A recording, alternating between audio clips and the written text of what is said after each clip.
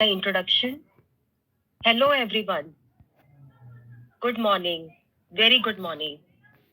कैसे हैं आप? आज की मॉर्निंग कैसी लग रही है आपको? अगर एक वर्ड मैं आपको बोलने के लिए बोलूं, फैंटास्टिक, ओह ग्रेट, तो मेरे माइंड में वो वर्ड आता है excitement. I am all excited to start the session today. आपके माइंड में वो वर्ड क्या आता है? Great, super excited, excellent, perfect, perfect,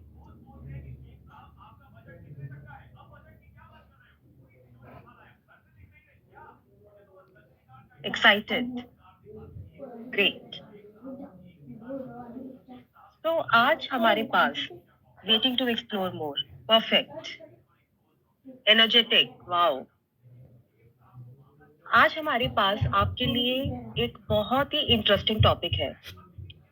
ये टॉपिक इंटरेस्टिंग है, मगर मैं एक और वर्ड इसके लिए यूज करना चाहती हूँ, डिफरेंट. ये टॉपिक अलग है और उसका रीजन जब हम इस टॉपिक के बारे में और समझेंगे अभी, तब हमें पता चलेगा कि क्यों मैं ये वर्ड यूज कर रही हूँ कि ये टॉपिक डिफरेंट है. बट इससे पहले एक जल्दी से क्विक रिकैप करते हैं लास्ट सेशन का. तो लास्ट सेशन में हमने क्या क्या सीखा?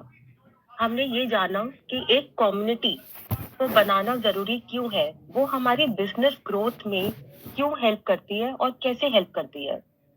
और सबसे पहला स्टेप एक कम्युनिटी को बनाने के लिए हमने डिस्कस किया, वो था अपना हुक आइडेंटिफाई करना, अपना पैशन, अपना हुक आइडेंटिफाई करना. और उसके बाद हमने नेक्स्ट स्टेप देखे कि आपको अपनी कम्युनिटी की सोशल आइडेंटिटी को डिफाइन करना है. और उसके बाद आपको अपने फाउंडिंग मेंबर्स को रिक्रूट करना है, अपने फर्स्ट पार्टिसिपेंट्स को रिक्रूट करना है.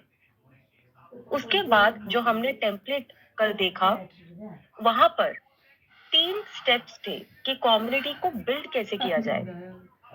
पहला स्टेप मैं बताती हूँ. पहला स्टेप था आइडेंटिफिकेशन, कि आपके पार्टिसिपेंट्स आपके कम्युनिटी के साथ आइडेंटिफाई कर पाते हैं या नहीं. कौन बताएगा कि सेकंड स्टेप क्या था और थर्ड स्टेप क्या था? तो 3 स्टेप्स थे जो हमने डिस्कस किए थे. पहला था आइडेंटिफिकेशन, कि लोग आपके कम्युनिटी के साथ आइडेंटिफाई कर पाए. उसके बाद एक सेकंड स्टेप था और उसके बाद एक थर्ड स्टेप था. यस, पार्टिसिपेशन, ये सेकंड स्टेप था. परफेक्ट. पार्टिसिपेट कराना है हमें अपने अपनी कम्युनिटी मेंबर्स को, ताकि वो कम्युनिटी अलाइव रहे और सब उसमें एंगेज रहे. Validation, perfect. थर्ड स्टेप था वैलिडेशन, हमारे जो कम्युनिटी मेंबर्स है वो वैलिडेटेड फील करे, वो रिवॉर्डेड फील करे. परफेक्ट. तो यहाँ तक हमने कवर किया है लास्ट सेशन में. आज के जो सेशन है उसका जो मेन हमारा एजेंडा है, अगर मुझे एक लाइन में एक्सप्लेन करना हो, कि अब कम्युनिटी बन गई है, अब हमें अपने कस्टमर्स को अपना सोल्यूशन पिच करना है, मगर सिर्फ 1 लाइन में. तो वो 1 लाइन सिर्फ 1 मिनट में, 1 लाइन में नहीं, 1 मिनट में, 60 सेकेंड्स में हमें अपने कस्टमर्स को हमारा सोल्यूशन पिच करना है. 60 सेकेंड्स में 1 मिनट पिच. तो वो कैसे किया जाए? इसके लिए हमें 2 चीजों की जरूरत है. सबसे पहले हमें अपने कस्टमर को पूरा समझना होगा. लास्ट सेशन में हम अपने आप को समझ रहे थे, हम अपना हुक आइडेंटिफाई कर रहे थे. इस सेशन में हम अपने कस्टमर को समझेंगे. और उसके बाद जब हमने कस्टमर को अंडरस्टैंड कर लिया, समझ लिया, तो वो अंडरस्टैंडिंग और समझ हम यूज करेंगे अपनी 1 मिनट पिच के लिए, कि आपके लिए हमारा सोल्यूशन आपको क्यों वो एक्सप्लोर करना चाहिए. वो सेकेंड पार्ट है. ये जो टॉपिक है जो आज हम कवर करेंगे, इस ऑब्जेक्टिव को कवर अचीव करने के लिए, ये टॉपिक बहुत बड़ा टॉपिक है. इसलिए हमने इसे 2 सेशंस में डिवाइड किया है. आज हम फर्स्ट पार्ट कंप्लीट करेंगे और अपने नेक्स्ट सेशन में हम सेकंड पार्ट पर जाएंगे. जो फर्स्ट पार्ट है वो है कि कस्टमर को अंडरस्टैंड करना है, डीप डीप अंडरस्टैंडिंग. और जो सेकंड पार्ट है वो होगा नेक्स्ट सेशन में, कि इस अंडरस्टैंडिंग को जो हमने ली है उसको कैसे हम यूज करें अपनी पिच में, अपनी सोल्यूशन की पिच में अपने कस्टमर्स के साथ. तो आज हम फोकस करेंगे कस्टमर्स को अंडरस्टैंड करना है। ये हमारे इस आज के सेशन का टॉपिक है कस्टमर पर्सोना अंडरस्टैंडिंग। अब इससे पहले कि हम अपने कॉन्सेप्ट की बात करें, और मैं आपको थोड़ा सा बताना चाहूंगी कि मैंने डिफरेंट वर्ड की यूज किया था। पहले देखते हैं कि कुछ लीडर्स इस चीज को लेकर क्या बोलते हैं। तो अगर आप यहाँ देखिए, स्टीव जॉब्स, तब हम सब जानते हैं उन्हें, वो क्या बोल रहे हैं कि आप अपने कस्टमर्स के इतने नजदीक होने चाहिए कि इससे पहले आपके कस्टमर को पता चले कि उन्हें क्या चाहिए, आपको उससे पहले रियलाइज हो जाए कि ये उन्हें चाहिए। यहाँ पे क्या बोला जा रहा है कि अंटिल आप अपने कस्टमर्स को डीप और जेन्युइन वे में नहीं जान पाएंगे, आप उनको ट्रूली सर्व नहीं कर पाएंगे। The more you know about your customer, जितना ज्यादा आप अपने कस्टमर्स को जानेंगे, उतना ज्यादा आप उनको वो इंफॉर्मेशन दे पाएंगे जो उनके लिए यूजफुल है, रेलेवेंट है और उनको परसुएट कर सकती है। और कस्टमर की एक्सपेक्टेशन अगर हमें एक्सीड करनी है तो उसके लिए हमें पहले उनके एक्सपेक्टेशंस को जानना पड़ेगा। तो यस, कस्टमर को जानना बहुत इंपॉर्टेंट है। कस्टमर को जानने के लिए आज जो कॉन्सेप्ट हम यूज करेंगे, ये एक टेक्निक है जो वर्ल्ड लेवल पर यूज होती है। इसे बोलते हैं कस्टमर पर्सोना। इनफैक्ट बहुत सारी कंपनीज इसको अपनी डेली इनिशिएटिव्स में यूज करती हैं। वो अपने कस्टमर्स इस टेक्निक को यूज करके अपने कस्टमर्स को समझती हैं और अपने marketing initiatives, product initiatives, community initiatives, advertising initiatives सब उसके अकॉर्डिंग डिसाइड करती है। अब ये है क्या, ये कस्टमर पर्सोना एग्जैक्टली क्या है, ये हम धीरे धीरे, हमारे पास एक टूल किट है, टेम्पलेट है, एग्जाम्पल्स है, केस स्टडीज है, जो आज हम आपको शेयर करेंगे और हम धीरे धीरे इस कॉन्सेप्ट को समझेंगे। इससे पहले कि मैं स्टार्ट करूं, एक इम्पॉर्टेंट पॉइंट ये है, ये जो टॉपिक हम एड्रेस कर रहे हैं, ये टॉपिक काफी बड़ा टॉपिक है, काफी स्ट्रॉन्ग टॉपिक है। एक सेशन इसके लिए शायद इनफ नहीं है। हमारी एक्सपेक्टेशन जो आपसे है इस सेशन से, नंबर वन, कि ये जो टॉपिक जो वर्ल्ड लेवल पर यूज होता है, ये टॉपिक के बारे में आपको नॉलेज मिले, आपको पता चले कि ये टॉपिक क्या है। एंड नंबर टू, जो हम आपको टूल किट और टेम्पलेट्स प्रोवाइड करेंगे, आप अपनी डेली लाइफ में, अपने बिजनेस की डेली लाइफ में आप उसे यूज करना स्टार्ट कीजिए, उसे प्रैक्टिस करना स्टार्ट कीजिए। बिकॉज ये वेल एस्टैब्लिश्ड है कि ये बिजनेस में ये वर्क करता है। कस्टमर पर्सोना का ये जो कॉन्सेप्ट है, ये जो टेक्निक है, ये वर्क करती है। तो ये एक्सपेक्टेशन है कि हम इसे प्रैक्टिस करना स्टार्ट करेंगे। अब मैंने बहुत बार कस्टमर पर्सोना बोला, बट मैंने ये भी बोला कि काफी कंपनीज इसे यूज करती है। अब कुछ रीजन समझते हैं कि क्यों हमारे केस में, जो हमारा बिजनेस है, हमारे केस में अगर हम लेंस को वहां पर ले आए, तो क्यों इंपॉर्टेंट है कस्टमर की डिटेल्ड डीप अंडरस्टैंडिंग। सबसे पहले बहुत ही सिंपल रीजन, ये हम सबको पता है, सारे लोग डिफरेंट होते हैं। अगर आप अपनी फैमिली में भी लोगों को देखें तो वो डिफरेंट है। आपके आपके फैमिली मेंबर्स, आपके स्पाउस, आपके पेरेंट्स, आपके किड्स, सब एक साथ रहते हैं, एक साथ बड़े हुए हैं, मगर डिफरेंट है। हम हर किसी के लिए वो जो एक चीज है जो उन्हें ड्राइव करती है सबसे ज्यादा, वो अलग होती है और वो डिफाइन करता है कि वो किस तरह का इंसान है। जब आप अपने कस्टमर से बात करेंगे, अगर आपको ये पता होगा कि वो किस तरह का इंसान है, who you are talking to, तो उसका एक इम्पैक्ट अलग ही होगा। वो कस्टमर को एक सेंस ऑफ बिलोंगिंग और रिलेटेबिलिटी फील होगी। नंबर टू, हम वेट रिलेटेड और हेल्थ रिलेटेड स्पेस में ऑपरेट करते हैं। जो वेट रिलेटेड इश्यूज है जब लोगों को होती हैं, ये बहुत ही पर्सनल एक्सपीरियंस है। हर कोई इसे अलग अलग तरह से डील करता है। कुछ लोग हैं जो बहुत ज्यादा फिजिकल प्रॉब्लम्स फील करते हैं, उन्हें फीवर हो जाता है, उन्हें हमेशा लगता है कि वो बीमार है, उन्हें ब्रीदिंग प्रॉब्लम्स हो जाती है, एंजाइटी हो जाती है, कुछ लोगों को इमोशनल प्रॉब्लम्स हो जाती है, डिप्रेशन फील करते हैं और काफी बार ब्रेकडाउन भी फील करते हैं। इसमें से कुछ भी सही और गलत नहीं है।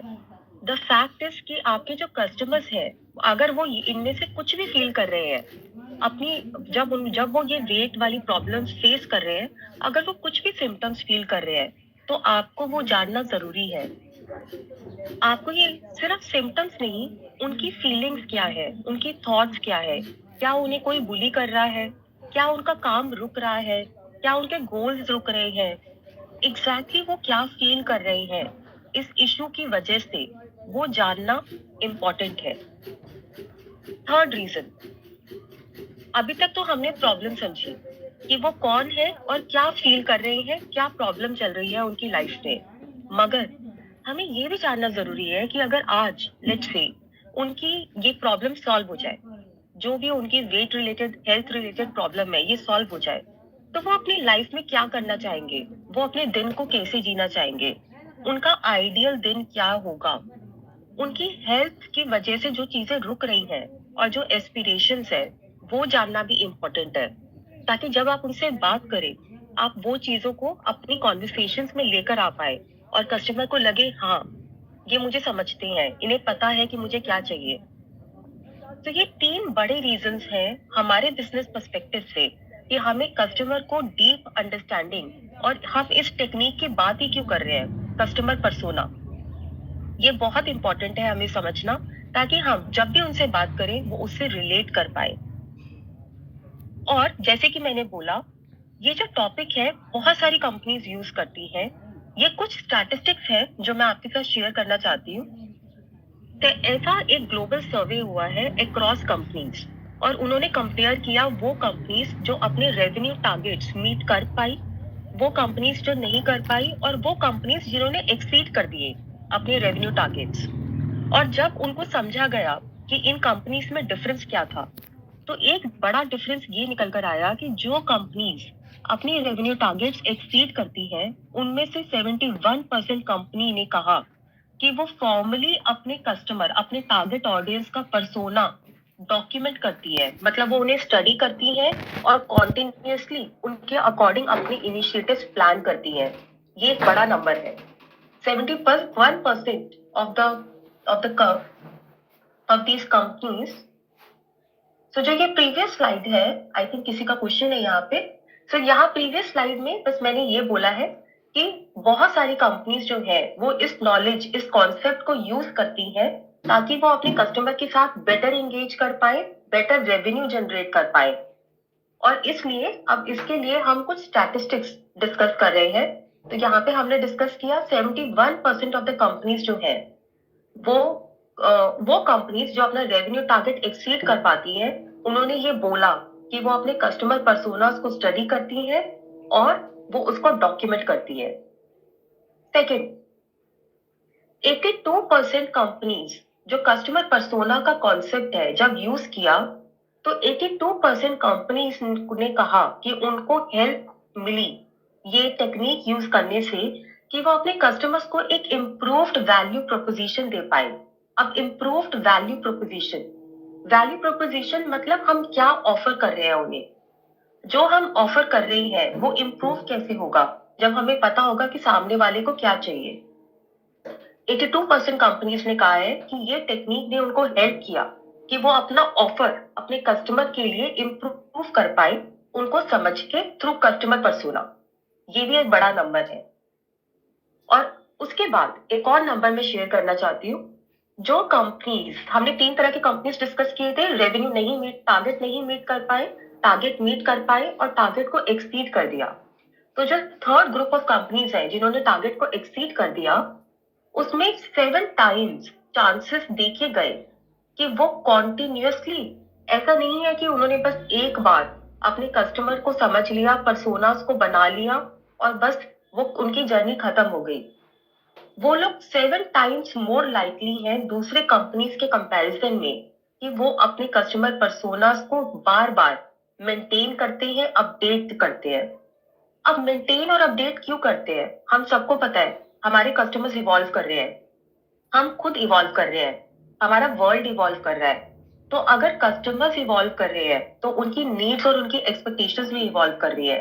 और इसलिए जो कंपनीज बहुत अच्छा बिजनेस कर रही हैं, वो कंपनीज 7 टाइम्स मोर लाइकली है कि वो इसे मेंटेन और अपडेट करते रहे।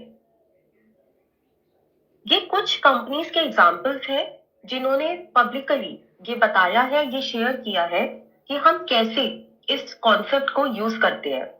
द कोका कोला कंपनी जो है वो इस कॉन्सेप्ट को यूज करती है पर्सनलाइज्ड मैसेज, मतलब एक कस्टमर को समझा और उसी के लिए उसका पर्सोना बनाया और उसके लिए कस्टमाइज किया, टेलर किया मैसेज जो वो अपनी एडवर्टाइजिंग में दिखाते हैं। उनकी फिलॉसफी ये है कि ऐसा करने से वो ज्यादा इमोशनल कनेक्ट अपनी एडवर्टाइजिंग से ले पाते हैं और उससे उनकी सेल्स बढ़ती है और लोग उनको प्यार करते हैं, लोग उनके लिए लॉयल होते हैं। सेकेंड एग्जाम्पल,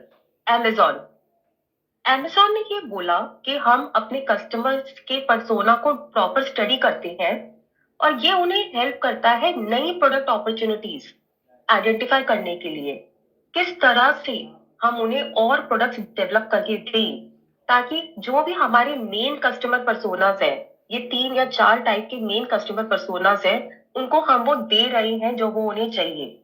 तो Amazon अपनी प्रोडक्ट डेवलपमेंट स्ट्रैटेजी जो है, क्या क्या प्रोडक्ट्स, क्या क्या सर्विसेज वो देंगे, वो कस्टमर पर्सोना की टेक्निक के ऊपर बेस करते हैं। एयरबीएनबी ये कहते हैं क्योंकि देखिए एयरबीएनबी में लोग जाते हैं एक्सपीरियंस के लिए, वो ये समझने की कोशिश करते हैं कि कौन से ऐसे लोग हैं जो उनके पास आते हैं और उनकी नीड्स क्या है, और उसके अकॉर्डिंग वो इंश्योर करते हैं कि जब वो लोग एयरबीएनबी यूज कर रहे हैं और स्टे कर रहे हैं, उनको अपनी नीड्स के अकॉर्डिंग, अपनी प्रेफरेंसेस के अकॉर्डिंग एक्सपीरियंस मिले, right from the booking till the time they check out.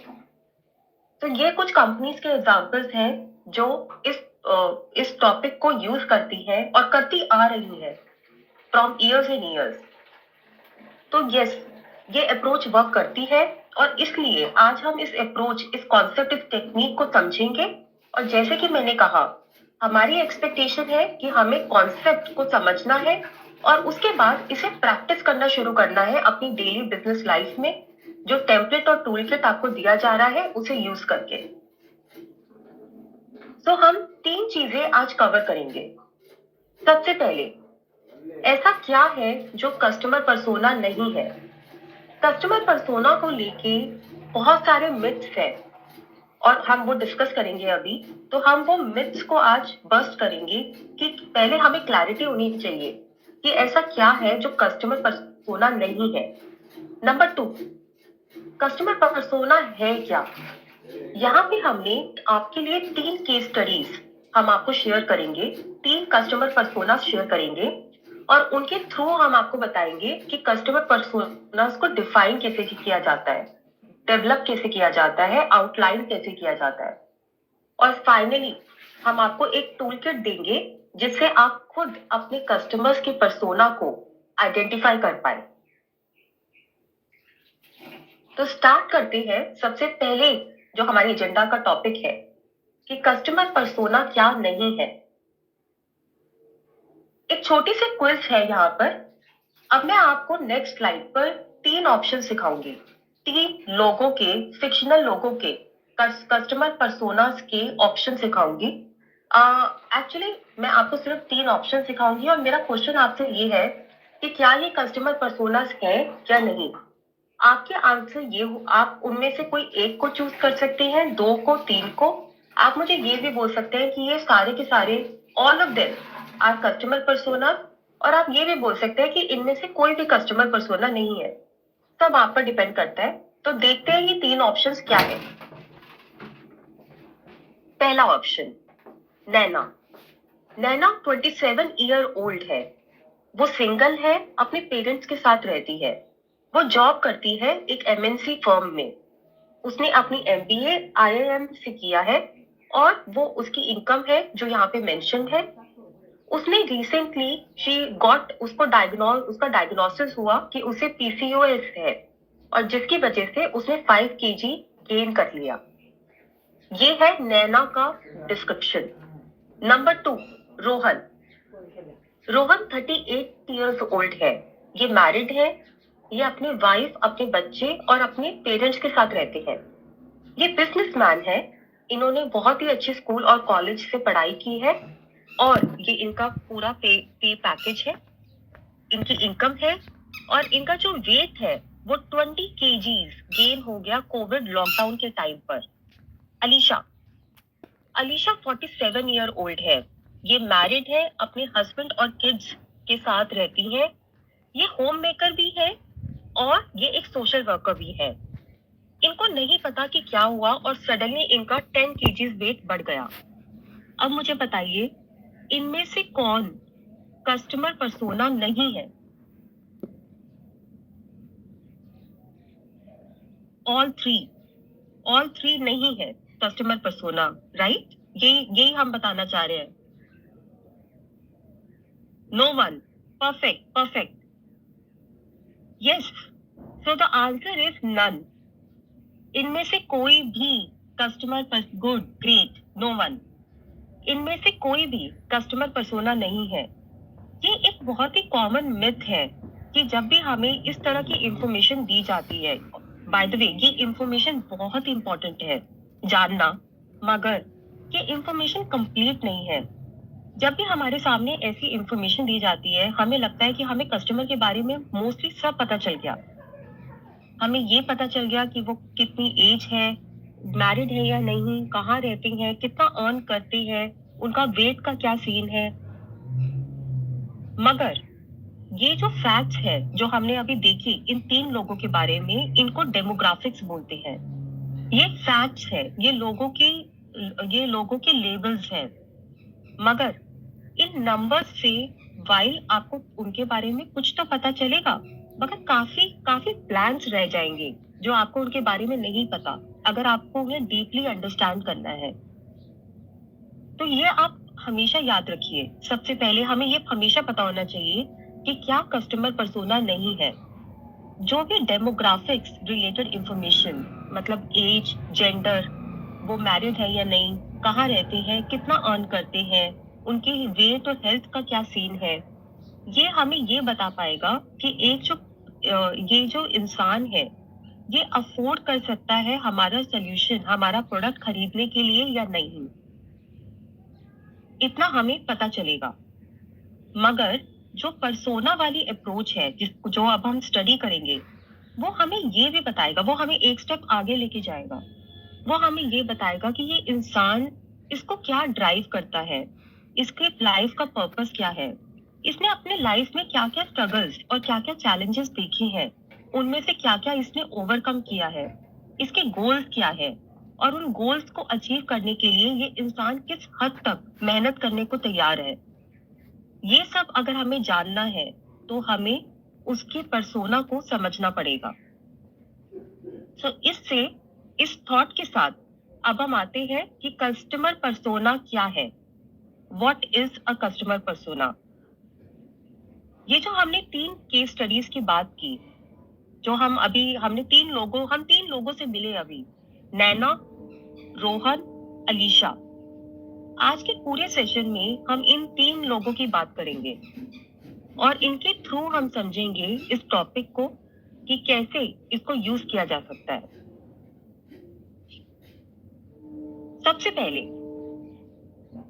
सबसे पहले हमें ये देखना है कि जब भी हम कस्टमर पर्सोना की बात करते हैं, हमने आपके लिए एक बहुत ही सिंपल ये फ्रेमवर्क बनाया है।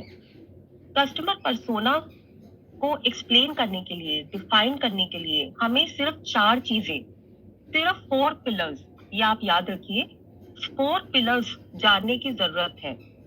4 पिलर्स, 4 क्वेश्चंस। 4 पिलर्स का क्या मतलब है? पिलर नंबर 1, लाइफ का पर्पस। देखिए, एज ह्यूमन बीइंग्स जब भी हम सोचते हैं तो हमें लगता है कि या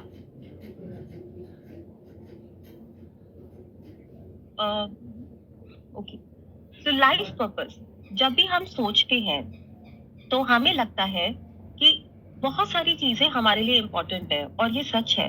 एज ह्यूमन बीइंग्स हमारे लिए मल्टीपल चीजें इम्पोर्टेंट होती हैं, मगर लाइफ का पर्पस जब आपको आइडेंटिफाई करना है, आप एक चीज हमेशा माइंड में रखिए, लाइफ का पर्पस वो है जिसके अराउंड हमारे सारे डिसीजंस, चाहे वो पर्सनल हो, चाहे वो प्रोफेशनल हो, चाहे वो सोशल हो, सारे decisions at the end of the day उस एक चीज के अराउंड अगर रिवॉल्व करते हैं तो वो आपका लाइफ का पर्पस है।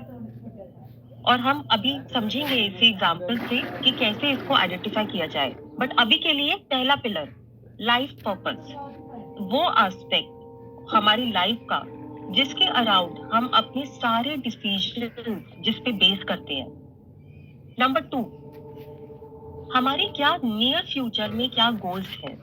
तो अगर आप नेक्स्ट 6 मंथ्स की बात करें, नेक्स्ट 1 ईयर की बात करें, 2 ईयर की बात करें, तो इस स्पैन के टाइम आपके क्या गोल्स हैं? क्या वो 2-3 चीजें हैं जो आपको लगता है कि आपको अचीव करनी है?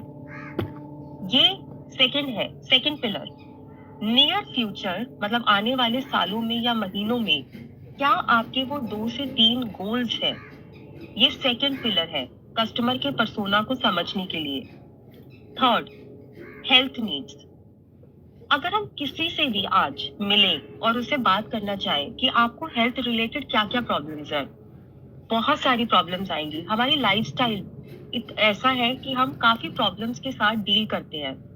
यहाँ पे हम उन सब प्रॉब्लम्स की बात नहीं कर रहे, ये जो थर्ड पिलर है, यहाँ पे हम उन प्रॉब्लम्स की बात कर रहे हैं जो इतनी एक्टिव है कि वो हमारी डेली लाइफ को हम जैसे जीना चाहते हैं, हम अपने दिन को जैसे बिताना चाहते हैं, उसको रोक रहा है, उसके बीच में आ रहा है।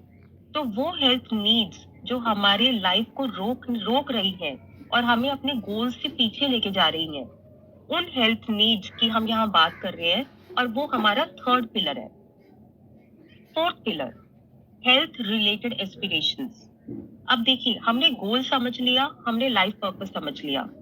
फोर्थ पिलर में हम अपने लेंस को और नैरो कर रहे हैं। यहाँ पे हम ये समझना चाहते हैं कि आज जो उन्होंने हमें एक्टिव हेल्थ नीड्स बताए कि ये नीड्स जो है ये मेरी लाइफ को रोक रही हैं, अगर ये सॉल्व हो जाए तो वो क्या करेंगे, वो ऐसा क्या अलग करेंगे अपने दिन में जो वो आज नहीं कर रहे, वो ऐसा क्या अलग करेंगे पूरे वीक में जो वो अभी नहीं कर पा रहे। वो हेल्थ रिलेटेड एस्पिरेशंस वो फोर्थ पिलर है। तो मेरी लाइफ का पर्पस क्या है? ये पहला पिलर है। मैं अपने लाइफ के सारे डिसीजन किस एस्पेक्ट के अराउंड लेती हूँ। सेकंड पिलर, आने वाले 2-3 सालों में ऐसे क्या 2-3 चीजें हैं जो मैं अचीव करना चाहती हूँ, मेरे गोल्स क्या है, सेकंड पिलर है। थर्ड पिलर, ऐसी कौन सी एक्टिव मेरी हेल्थ रिक्वायरमेंट्स है, हेल्थ नीड्स है, प्रॉब्लम्स है जो मेरी लाइफ को रोक रही है, जो मुझे वो नहीं करने दे रही जो मैं करना चाहती हूँ। Fourth pillar, health related aspirations. अगर मेरी हेल्थ ठीक हो जाए, ये एक्टिव हेल्थ नीड्स ठीक हो जाए, तो ऐसी क्या चीजें हैं, ऐसी क्या अलग चीजें हैं जो मैं करूंगी जो मैं अभी नहीं कर पा रही। ये 4 पिलर्स का फ्रेमवर्क हमें अपने माइंड में याद रखना है। और अब हम देखते हैं कि ये फ्रेमवर्क एक्चुअल में लगता कैसे है। हम स्टार्ट करेंगे first pillar, life purpose. Life purpose में बहुत रिसर्चेस की गई हैं और रिसर्चेस करने के बाद बहुत एक्सपेरिमेंट्स किए गए हैं, बहुत लोगों से बात की है वर्ल्ड लेवल में। इनफैक्ट ये जो है ये WHO का पिरामिड है, WHO का फ्रेमवर्क है। उन्होंने क्या बोला है कि बहुत सारे लोगों को और कंट्रीज को स्टडी करने के बाद उन्होंने ब्रॉडली 7 तरह के लाइफ पर्पसेस आइडेंटिफाई किए हैं। तो उनके अकॉर्डिंग हर कोई इनमें से किसी एक के अंदर फॉल करना ही चाहिए, कर ही लेगा। इसको एक बार यहाँ पे थोड़ा सा अटेंशन पे करते हैं कि ये क्या है, इसकी अंडरस्टैंडिंग इंपॉर्टेंट है। एक बार हमने इसे समझ लिया तो उसके बाद आगे हमें कोई भी प्रॉब्लम नहीं होगी लाइफ पर्पस आइडेंटिफाई करने में। और जब मैं आपको इसके थ्रू लेके जा रही हूँ तो आप अपने माइंड में ये सोचते रहिए, it is required, why it is required to know the life purpose? Very good question. Life purpose जानना इसलिए इम्पोर्टेंट है क्योंकि जब आप किसी से बात करेंगे, अगर आपको पता होगा कि उसके लिए सबसे ज्यादा इम्पोर्टेंट क्या है, फैमिली, फिजिकल हेल्थ, रिलेशनशिप, तो आप अपनी बातों में उन चीजों को लेकर आ सकते हैं, इनकॉर्पोरेट कर सकते हैं। जब आप वो बोलेंगे जो किसी के लिए इम्पोर्टेंट है उससे बात करते हुए, तो वो सुनेगा, आप उसकी अटेंशन कैच करेंगे। तो लाइफ पर्पस जानना इसलिए इम्पोर्टेंट है। मैं एक एग्जांपल लेती हूँ। अगर मेरे लिए लेट्स से सोशल और फ्रेंड्स से ज्यादा इम्पोर्टेंट मेरे लिए फैमिली है और मेरे लिए पर्सनल ग्रोथ है, तो मैं पर्सनली लेट्स से फैमिली और पर्सनल ग्रोथ ये ज्यादा इम्पोर्टेंट है। और आप मुझसे बात करने आए, मैं आपकी पोटेंशियल कस्टमर हूँ और आप मुझे बात कर रहे हैं कि मैं बहुत सारे फ्रेंड्स बना सकती हूँ, एक कम्युनिटी है, नेटवर्क बिल्ड, तो शायद मुझे वो उतना अपील नहीं करेगा। बट अगर आप मुझे ये बोलेंगे कि हमारे पास एक ऐसा ग्रुप है जो एक दूसरे के लिए फैमिली जैसा ही है, एक्सटेंडेड फैमिली है, तो वो मुझे ज्यादा शायद अपील करेगा, क्योंकि वो मेरा लाइफ पर्पस है, मुझे अपील करता है वो। तो ये रीजन है कि हम लाइफ पर्पस क्यों समझने की कोशिश कर रहे हैं, ताकि हम अपनी कॉन्वर्सेशन को रेलेवेंट बना पाए। हम उनको इतना इंगेज कर ले, उन्हें समझ आ जाए कि मुझे जो चाहिए वो ही ये बोल रहे हैं। सबसे पहले यहाँ से स्टार्ट करते हैं। अब आपको लग रहा होगा फैमिली, ऐसा कौन है जिसके लिए फैमिली इंपॉर्टेंट नहीं है? फैमिली हम सबके लिए इंपॉर्टेंट है, मगर इसका मतलब ये नहीं है कि हम सबका लाइफ पर्पस भी फैमिली है। हमारा हो सकता है ऐसे काफी लोग हैं जिसके लिए फैमिली वो बहुत प्यार करते हैं अपनी फैमिली से, मगर जब वो अपने डिसीजंस लेते हैं तो वो फाइनेंशियल सिक्योरिटी, फाइनेंशियल स्टेबिलिटी पे ध्यान देते हैं। क्यों? क्योंकि उनको लगता है कि अगर मैं फाइनेंशियली स्टेबल हूँ तो मैं हर किसी का ध्यान रख सकती हूँ। तो मेरे लिए फैमिली बहुत इंपॉर्टेंट है, मगर मेरे जो डिसीजंस हैं वो फाइनेंशियल स्टेबिलिटी से ड्रिवन है। तो यहाँ पे एक डिफरेंस है जो आपको समझना है। फिजिकल हेल्थ शायद सबके लिए इम्पोर्टेंट है, मगर अगर मुझे अपने डिसीजंस लाइक मुझे अपनी प्रोफेशनल लाइफ को में चूज करना है कि मैं सुबह 6 बजे ऑफिस में हूँ, या मैं सुबह 6 बजे जिम में हूँ, या मैं शाम को 7 बजे ऑफिस में हूँ, या मैं 7 बजे वॉकिंग कर रही हूँ, तो शायद क्या मैं हमेशा फिजिकल हेल्थ को चूज करूंगी? तो ये एक डिफरेंस है कि वो चीज जो सबसे इंपॉर्टेंट है। अब एक एक करके इसको समझते हैं। फैमिली और इनर सर्कल। अगर मेरे सारे डिसीजन मेरे फैमिली और इनर सर्कल की नीड्स के ऊपर रिवॉल्व करते हैं डायरेक्टली, तो मेरा लाइफ पर्पस ये है फिजिकल हेल्थ। अगर मुझे लगता है कि मेरी जो फिजिकल हेल्थ है अगर वो ठीक होगी, तो मैं अपना भी ध्यान रख पाऊंगी और अपने से जुड़े हुए लोगों का भी ध्यान रख पाऊंगी और वो सब कुछ कर पाऊंगी जो मैं लाइफ में करना चाहती हूँ। तो मेरा लाइफ पर्पस फिजिकल हेल्थ है। अगर मुझे लगता है कि मैं अपनी फैमिली के बियॉन्ड लोगों की हेल्प करना चाहती हूँ, अगर मैं वो नहीं करती तो मुझे फुलफिल्ड फील नहीं होता, देन मेरा life purpose volunteer involvement vocational work है। अगर मुझे लगता है कि मुझे अपना बेस्ट वर्जन बनना है, मुझे अपने ऊपर वर्क करना है, मुझे हार्ड वर्क करना है, मुझे पर्सनली ग्रो करना है, स्पिरिचुअली ग्रो करना है, तो मेरा लाइफ पर्पस ये है। और मैं अपने सारे डिसीजंस अगर इस लेंस से लेती हूँ, तो ये मेरा लाइफ पर्पस है। अगर कुछ लोग ऐसे हैं जिनको रिलेशनशिप्स के बिना फुलफिल्ड फील नहीं होता, जब वो एक रिलेशनशिप में एंटर करते हैं अपने स्पाउस के साथ, तब उनको बहुत फुलफिल्ड और हैप्पी फील होता है। तो अगर उनके सारे डिसीजंस इसके अराउंड है, रिलेशनशिप के अराउंड है, तो उनका life purpose relationship and romance है। अगर कुछ लोगों का लाइफ पर्पस सोशल, जैसे कुछ लोग अकेले या एक दो लोगों के साथ उनको खुश नहीं हो पाते, उनको लगता है कि उन्हें एक बड़ी कम्युनिटी, बड़ा नेटवर्क चाहिए, उन्हें लाइक माइंडेड लोग चाहिए, उससे वो एनर्जी फील करते हैं। अकेले वो उनकी एनर्जी ड्रेन होती है। अगर उनको वो फ्रेंड्स चाहिए, वो सोशल नेटवर्क चाहिए, तो उनका लाइफ और वो सारे डिसीजन उसके अराउंड लेते हैं, तो उनका life purpose social and friends है। एंड फाइनली हमने डिस्कस किया था फाइनेंशियल स्टेबिलिटी। तो ये 7 क्लासिफिकेशंस हैं। अब देखते हैं कि रियल लाइफ में ये वर्क कैसे करती है। अभी तो हमने इसको समझा, डेफिनेशन। तो स्टार्ट करते हैं हमारे पहले कैरेक्टर के साथ, मिस्टर रोहन। हमने मिस्टर रोहन के बारे में देखा था, मैरिड है, वाइफ, किड्स और पेरेंट्स के साथ रहते हैं, बिजनेस में है। हमने मिस्टर रोहन को बोला कि आप अपने बारे में, उन्होंने कुछ इंफॉर्मेशन हमारे साथ शेयर की।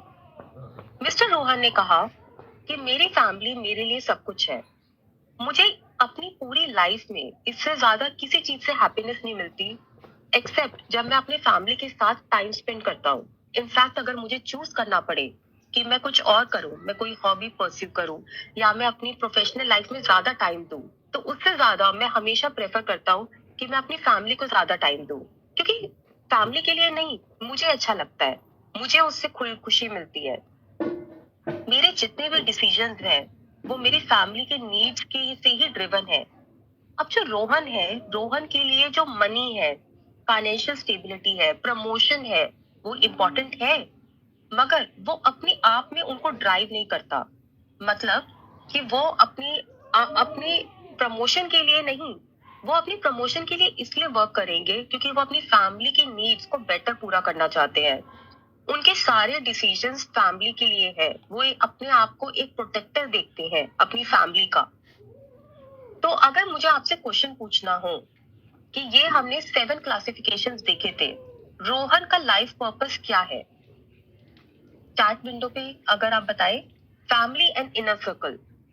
तो रोहन बहुत सक्सेसफुल है, उनका इनकम भी अच्छा है, हमने देखा, but in spite of that उनका जो लाइफ पर्पस है वो फैमिली है, family and inner circle. Very good, very good. Family, yes, perfect, perfect. अब हम आते हैं हमारे नेक्स्ट, ये हमारा आंसर है जो आप सबने बता दिया, फैमिली एंड इनर सर्कल। अब नेक्स्ट पे आते हैं, नैना। नैना यंग है, 27 ईयर ओल्ड है, सिंगल है अभी, अपने पेरेंट्स के साथ रहती है।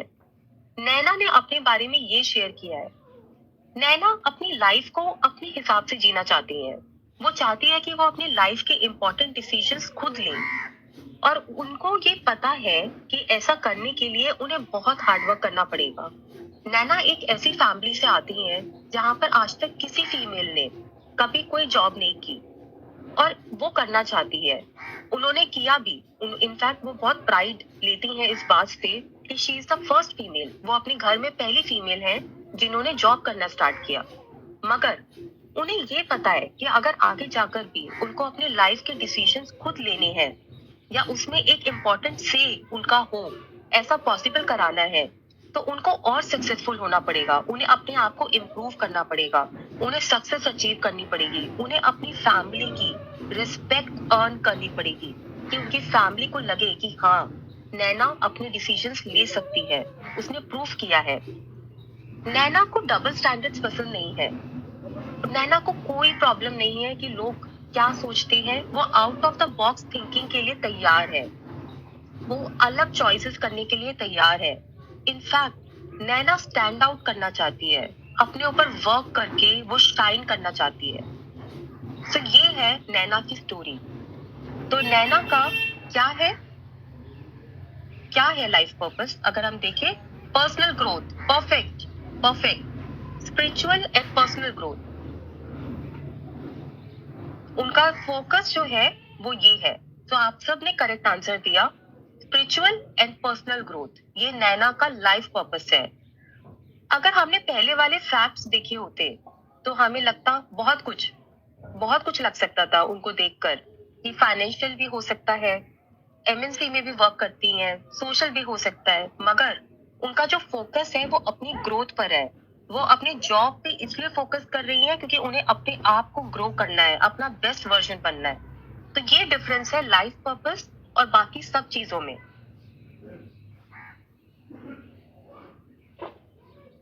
ओके, अब हम थर्ड एग्जाम्पल पे आते हैं, अलीशा। अलीशा 47 इयर्स ओल्ड है, मैरिड है, उनके बच्चे हैं, उनकी 2 डॉटर्स हैं एक्चुअली। ये एक, यस, फाइनेंशियल कैश फ्लो और स्टेबिलिटी नहीं है नैना का पर्पस, सिर्फ पर्सनल ग्रोथ है। फाइनेंशियल स्टेबिलिटी वो इसलिए लेना चाहती है ताकि वो पर्सनली अपने आप को ग्रो कर पाए। देखिए, ये बहुत अच्छा क्वेश्चन है। अ, वो चेस कर रही है अपनी प्रोफेशनल सक्सेस को, अपनी फाइनेंशियल सक्सेस को, मगर उसका रीजन क्या है? उसका रीजन ये नहीं है कि उनको अपना बैंक बैलेंस स्ट्रॉन्ग चाहिए ताकि उनको पीस ऑफ माइंड मिले, नहीं। उनका पर्पस ये है कि ये करने से वो अपने ऊपर फोकस कर पाए, उनकी फैमिली उनको रिस्पेक्ट करे कि हाँ देखो इन्होंने ये करके दिखाया है, ये सक्सेसफुल है, ये कर रही है, सही पाथ पे है, और वो उनको वो फ्रीडम दे कि वो अपनी पर्सनल ग्रोथ पे फोकस कर पाए, अपने डिसीजंस खुद ले पाए। सो ये डिफरेंस है कि क्यों नैना का लाइफ पर्पस फाइनेंशियल नहीं है, rather personal growth. Alisha Alisha की 2 डॉटर्स है। अलीशा होम मेकर है, वो अपनी डॉटर्स को बहुत प्यार करती है। Yes, perfect perfect. जो नीता ने बोला, अगर उनको अपने लिए खुद डिसीजंस लेने हैं, मैं यहाँ पर अगेन एक बार नैना की बात करना चाहूंगी। अगर उनको अपने डिसीजंस खुद लेने हैं तो उनको फाइनेंशियली स्टेबल होना पड़ेगा। तो फाइनेंशियली स्टेबल होना सिर्फ एक तरीका है वहां पहुंचने के लिए जहां वो पहुंचना चाहती है, जो कि है पर्सनल ग्रोथ। अलीशा अलीशा अपनी डॉटर्स को बहुत प्यार करती है, मगर वो सब कुछ करती हैं, उनको वो अपनी डॉटर्स की रिस्पॉन्सिबिलिटीज और डॉटर को जो वो टाइम देना चाहती है उस पर कभी कॉम्प्रोमाइज नहीं करती। अपने इन लॉज, अपने हस्बैंड को जो भी उन्हें लगता है कि उन्हें करना है वो कभी भी कॉम्प्रोमाइज नहीं करती। मगर सिर्फ ये करने से उनको अपने अंदर एक गैप फील होता है, उन्हें लगता है कि मुझे और लोगों की हेल्प करनी है, वो फुलफिल्ड फील नहीं करती। वो लोगों को हेल्प करना चाहती हैं अपनी फैमिली और फ्रेंड्स के बियॉन्ड। वो स्पेशली वो लोग जो अंडर प्रिविलेज्ड है, जिनके पास कम मीन्स है, जो उतने लकी नहीं है लाइफ में, वो उनमें एक पॉजिटिव डिफरेंस करना चाहती है। मैं आपको एक यहाँ पे क्यों देती हूँ। इस केस में अलीशा के एक्चुअली 2 लाइफ पर्पस है। तो आप उस सेंस से सोचिए, 2 लाइफ पर्पस है अलीशा के। तो मैंने क्या बोला कि पर्सनल रिस्पॉन्सिबिलिटीज बहुत इंपॉर्टेंट है, बिल्कुल कॉम्प्रोमाइज नहीं करेंगी, मगर सिर्फ वहां तक नहीं रुकेंगी, उसके आगे उसके बियॉन्ड भी लोगों की हेल्प करना चाहती है। Perfect. Family and social, yes, that's the correct answer. तो अगर हम अलीशा की पर्पस को जाने तो वो 2 लाइफ पर्पस है उनके, family and inner circle, vocational work and volunteer work. तो वो सोशल वर्क करना चाहती है, वॉलंटियर वर्क कह सकते हैं, सोशल वर्क कह सकते हैं, वॉलंटियर इन्वॉल्वमेंट, वोकेशनल वर्क कह सकते हैं। ये है अलीशा का लाइफ पर्पस। अब मैं ये चाहती हूँ कि आप सब एक बार इस फ्रेमवर्क को देखिए और अपना लाइफ पर्पस सोचिए। अगेन ये मत सोचिए कि आपके लिए आप किस चीज के लिए एफर्ट मार रहे हैं, आप ये सोचिए कि क्या वो चीज है जिसके ऊपर आप सारे डिसीजंस अपनी लाइफ में लेते हैं। और आप चैट विंडो पे अगर शेयर करें कि आपको क्या लगता है कि आपका लाइफ पर्पस क्या है। सोशल और फ्रेंड्स अलीशा के लिए इसलिए नहीं होगा क्योंकि सोशल और फ्रेंड्स का मतलब ये है कि मैं एक बड़ा नेटवर्क चाहती हूँ, एक बड़ा नेटवर्क जिसके साथ मैं कनेक्ट कर पाऊँ, जिसके साथ मैं ग्रो कर पाऊँ। यहाँ पे एक डिफरेंस है। सोशल एंड फ्रेंड्स एक गिव एंड टेक का रिलेशनशिप है, पॉजिटिव वे में वो भी अपने फ्रेंड्स और नेटवर्क को कुछ दे रही हैं और उनके फ्रेंड्स भी और उनका नेटवर्क उन्हें कुछ दे रहे हैं। जो वोकेशनल वर्क है वो वन वे रिलेशनशिप है, यहाँ पे अलीशा गिवर है, वो लोगों की हेल्प कर रही है। तो ये एक डिफरेंस है। मैं ये क्वेश्चन का एक आंसर देना चाहती थी जो चंदन ने पूछा कि क्यों अलीशा का life purpose social and friends नहीं है। ओके, तो लोगों ने अपनी शुरू करने स्टार्ट किए। Family and inner circle, personal growth, perfect, volunteer involvement, perfect, physical health, great, vocational work, all 7 for me. So Ramakant, मेरी आपसे एक रिक्वेस्ट है, आप इस पर आज के सेशन के बाद दोबारा सोचिए एक बार। मुझे पता है आपके लिए ये 7 के 7 इंपॉर्टेंट है और मैं समझ सकती हूँ, बट आप सोचिए फिर भी क्या वो एक चीज है जो सारे बाकी 6 एस्पेक्ट्स को ड्राइव करती है। ग्रेट, यस, लाइफ के purpose can be more than 2, but फिर भी लाइफ पर्पस आपके 2 से 3 से ज्यादा लाइफ पर्पस आपके नहीं हो सकते।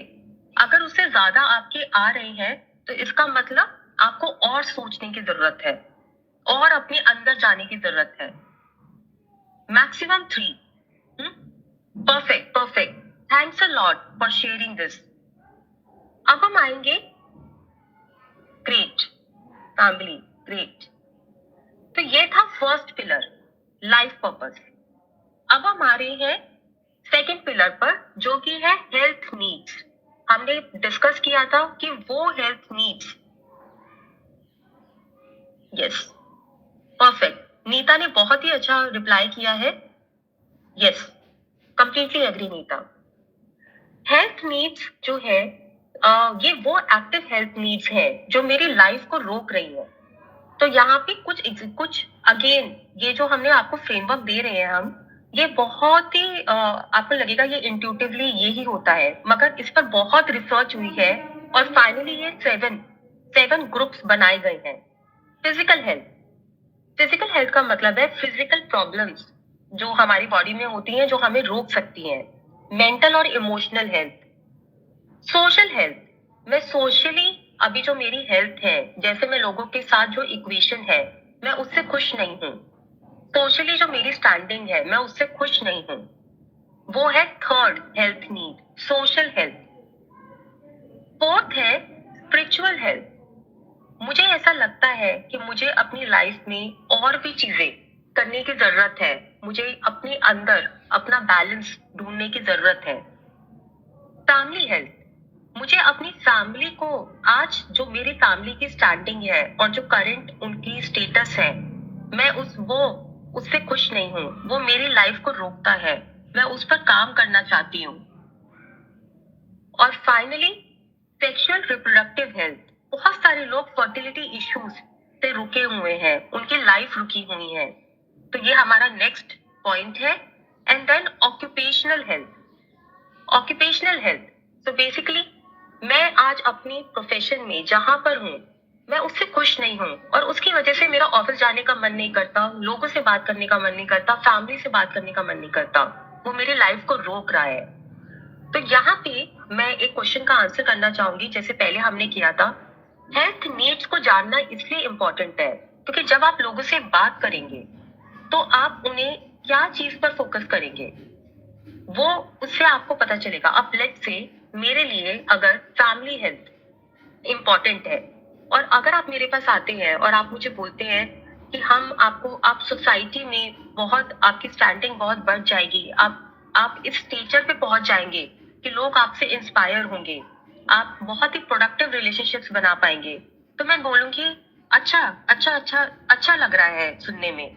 मगर अगर आप मुझे ये बोलेंगे कि आपकी फैमिली आपके साथ एक अलग लेवल पर आप जहां चाहते हैं ग्रो कर पाएगी, तो फिर मैं बोलूंगी yes, this is what I want, I am interested. आप जो बोल रहे हैं मुझे उसमें इंटरेस्ट है।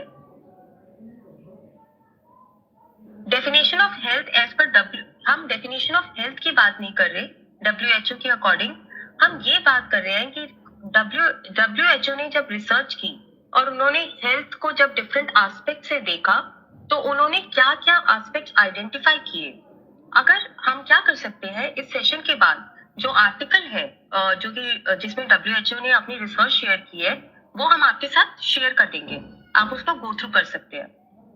तो ये 7 हेल्थ नीड क्लासिफिकेशंस है। अब यहाँ पर मैं एक और चीज बोलना चाहती हूँ, touching the right code, yes, कि आपको ये आइडेंटिफाई करना है। यहाँ पे मल्टीपल हेल्थ नीड्स हो सकती हैं, कितनी भी हेल्थ नीड्स हो सकती हैं, मगर आपको ध्यान रखना है कि एक्टिव नीड्स, वो नीड्स जो लोगों की लाइफ को एक्टिवली रोक रही है। तो मैं आती हूँ रोहन पर। रोहन ने कोविड के लॉकडाउन के टाइम पर 20 kgs वेट गेन किया। उनकी एक हेल्थ नीड है फिजिकल हेल्थ। क्यों? उनको बहुत फीवर फील होता है, बॉडी एक होता है, हमेशा टायर्ड फील होता है। तो उनको समझ नहीं आ रहा कि उनके साथ क्या हो रहा है। फिजिकली वो बहुत डाउन फील करते हैं और इसकी वजह से वो रोज अपने बिजनेस के लिए ऑफिस भी नहीं जा पाते। तो इसलिए हमने फिजिकल हेल्थ को रेड कर दिया। Mental and emotional health, Rohan ने बताया कि वो आजकल बहुत गुस्सा होने लगे हैं, बहुत मूड स्विंग्स उनके आने लग गए हैं और इसलिए डिप्रेस्ड भी होना शुरू हो गए हैं। तो मेंटल एंड इमोशनल हेल्थ, और इसको हमने रेड में क्यों किया? क्योंकि जो उनका एंगर है उसकी वजह से उन्होंने अपने आप को आइसोलेट कर लिया है। वो एंगर अपनी फैमिली को पास ऑन नहीं करना चाहते। और इसकी वजह से क्या हो रहा है कि वो जो उनके लिए सबसे इम्पोर्टेंट है, अपनी फैमिली के साथ रहना, वो नहीं कर पा रहे। तो ये रेड हो गया। सोशल हेल्थ, उनकी फैमिली के साथ साथ उनकी जो एक्सटेंडेड फैमिली है वो भी उनके लिए इम्पोर्टेंट है। उनके इन लॉज, उनके खुद की फादर साइड की फैमिली, उन्होंने अपने रिलेटिव से मिलना छोड़ दिया है, क्योंकि कहीं ना कहीं उनके रिलेटिव्स अब उनके वेट के ऊपर कमेंट करने लगे हैं और उनको गुस्सा भी आता है। तो इससे अच्छा है, उनको लगता है कि अगर मैं किसी को ना ही हर्ट करूं तो अच्छा है, तो उन्होंने लोगों से मिलना छोड़ दिया। तो उनकी सोशल हेल्थ, जो उनके माइंड में उनकी सोशल नेटवर्क है, वो इम्पैक्ट हो रहा है। एंड देन फैमिली हेल्थ, वो अपने बच्चों के साथ टाइम स्पेंड नहीं कर पा रहे, क्योंकि उनको डर लगता है कि उनके बच्चे उनका एक अलग ही वर्जन देखेंगे, एक डिप्रेस्ड, सैड और गुस्से वाला वर्जन। और वो वर्जन अपने बच्चों के सामने नहीं दिखाना चाहते, वो उनका रोल मॉडल बनना चाहते हैं। तो इसलिए हमने फैमिली हेल्थ को भी यहाँ पर वो किया, रेड किया। अब आते हैं नैना पर। नैना को पीसीओएस हुआ, उन्हें पता चला कि उन्हें वो पीसीओएस से गो थ्रू कर रही हैं, और उन्होंने 5 kgs वेट गेन कर लिया। उससे क्या हुआ, पहले उनको जो वेट उन्होंने गेन किया उससे वो कंफर्टेबल नहीं है, उनको फिट फील नहीं होता, तो उनकी लाइफ रुक रही है। फिजिकल हेल्थ को हमने रेड किया। नैना को आदत है भागने की, वो बहुत कुछ करना चाहती है, वो अपने आप को ग्रो करना चाहती है। अब इस वेट गेन और पीसीओएस की वजह से उनकी फिजिकल हेल्थ पर इम्पैक्ट आ रहा है। पहले जैसी एनर्जी उनको फील नहीं होती, उनकी लाइफ रुक रही है। Mental and emotional health, suddenly उनको समझ नहीं आ रहा, उनकी लाइफ सॉर्टेड थी, उनको पता था उन्हें क्या करना है, उन्हें अपने आप को ग्रो करना है और उसके लिए फाइनेंशियल फ्रीडम को चेज करना है। अब वो डायरेक्शनलेस है, जो उन्हें करना था वो कर नहीं पा रही, वो स्ट्रेस में है, उनका कॉन्फिडेंस गिर गया है, स्लीप रिलेटेड इश्यूज भी आ गए हैं। मेंटल और इमोशनल हेल्थ को हमने रेड कर दिया। ऑक्यूपेशनल हेल्थ, उनके लिए ये इम्पोर्टेंट था, बहुत इम्पोर्टेंट था कि वो अपनी जॉब में अच्छा करें, ताकि वो अपनी फैमिली को ये दिखा पाए कि वो अच्छा कर सकती हैं और वो उनकी रिस्पेक्ट और कॉन्फिडेंस गेन कर पाए। मगर अब वो नहीं कर पाई, तो ऑक्यूपेशनल हेल्थ यहाँ पे हमने रेड कर दिया। ये है नैना की हेल्थ स्टोरी। अब हम आते हैं अलीशा। अलीशा को समझ नहीं आया कि सडनली क्या हुआ, लाइफ एकदम नॉर्मल चल रही थी, सडनली उन्होंने रियलाइज किया कि उनका वेट बढ़ रहा है और 10 kg वेट बढ़ गया। अलीशा के केस में क्या हो रहा है, इनफैक्ट उनको ये रियलाइज होना तब शुरू हुआ जब उनको अपनी बॉडी हैवी फील होना शुरू हुई, बल्कि फील होना शुरू हुई। इनफैक्ट जो स्मॉल स्मॉल एक्टिविटीज होते हैं, जैसे कि बैठना, चलना, उसमें भी उनको डिस्कम्फर्ट फील होने लगा, उनको अपनी बॉडी इतनी हैवी लगती थी। ये सब की वजह से वो अपनी बॉडी को कैरी नहीं कर पा रही थी और उनको ब्रीदिंग इश्यूज होने लगे, तो उनकी फिजिकल हेल्थ इंपैक्ट हुई। और सोशल वर्कर और फैमिली वाले पर्पस है उनका, फैमिली का भी ध्यान रखना है, बाहर वाले लोगों का भी, अंडर प्रिविलेज का भी ध्यान रखना है। हेल्थ हिट कर गई है, चल भी नहीं पा रही, ब्रेथलेस फील कर पा रही है, तो यस, ये उनकी लाइफ को रोक रहा है, तो हमने इसे रेड कर दिया। अब उनकी जो फैमिली मेंबर्स है, एक्सटेंडेड फैमिली, जो रिलेटिव्स हैं, उन्होंने नेगेटिव रिमार्क करने शुरू किए उनके वेट पर। ये सब उन्हें अच्छा नहीं लगता, वो लोगों की हेल्प करना चाहती है, उन्हें पॉजिटिव एनवायरनमेंट पसंद है। अब ये नेगेटिव रिमार्क सुन के उनको ये अच्छा नहीं लग रहा, ये एटमॉस्फेयर अच्छा नहीं लग रहा। यस, हार्मोनल चेंजेस इसका एक रीजन है। अभी तो हम सिर्फ समझ रहे हैं कि उनके पर्सपेक्टिव से कि वो क्या बता रही है हमें। जब आप ऐसे एक्सपर्ट्स उससे बात करेंगे, वो स्टेज हम आगे वाले सेशंस में कवर करेंगे, बट एज ऑफ नाउ ये कस्टमर हमें बता रहा है कि उसको क्या लग रहा है। तो नेगेटिव रिमार्क्स की वजह से वो सैड है और डिप्रेस्ड है और उनको लाइफ इतनी ब्यूटीफुल नहीं लग रही जो वो सबके लिए बनाना चाहती है। तो मेंटल और इमोशनल हेल्थ, तो ये हमारा सेकंड पिलर है। हेल्थ नीड, वो हेल्थ नीड्स जो हमारी लाइफ को रोक रही है। यस, अभी तक उनकी लाइफ में सोशल, यस, ये बहुत इंपॉर्टेंट, अच्छा पॉइंट है नीता, उनकी सोशल हेल्थ भी इम्पैक्ट हो सकती है आगे जाकर। एज ऑफ नाउ, क्योंकि हमने एक्चुअली ये पर्सोना निकालते हुए हमने एंटी टीम के साथ बहुत ही स्टडीज किए थे, लोगों को समझा था, तो उस केस में अभी तक उनकी सोशल हेल्थ इम्पैक्ट नहीं हुई, मगर अगर ये जो फिजिकल हेल्थ और मेंटल और इमोशनल हेल्थ को अभी स्टॉप नहीं किया गया, अभी हॉल्ट नहीं किया गया, तो फिर उनकी सोशल हेल्थ भी इम्पैक्ट होगी। ये आपने एकदम सही बोला है। ये आगे और एस्केलेट हो सकता है।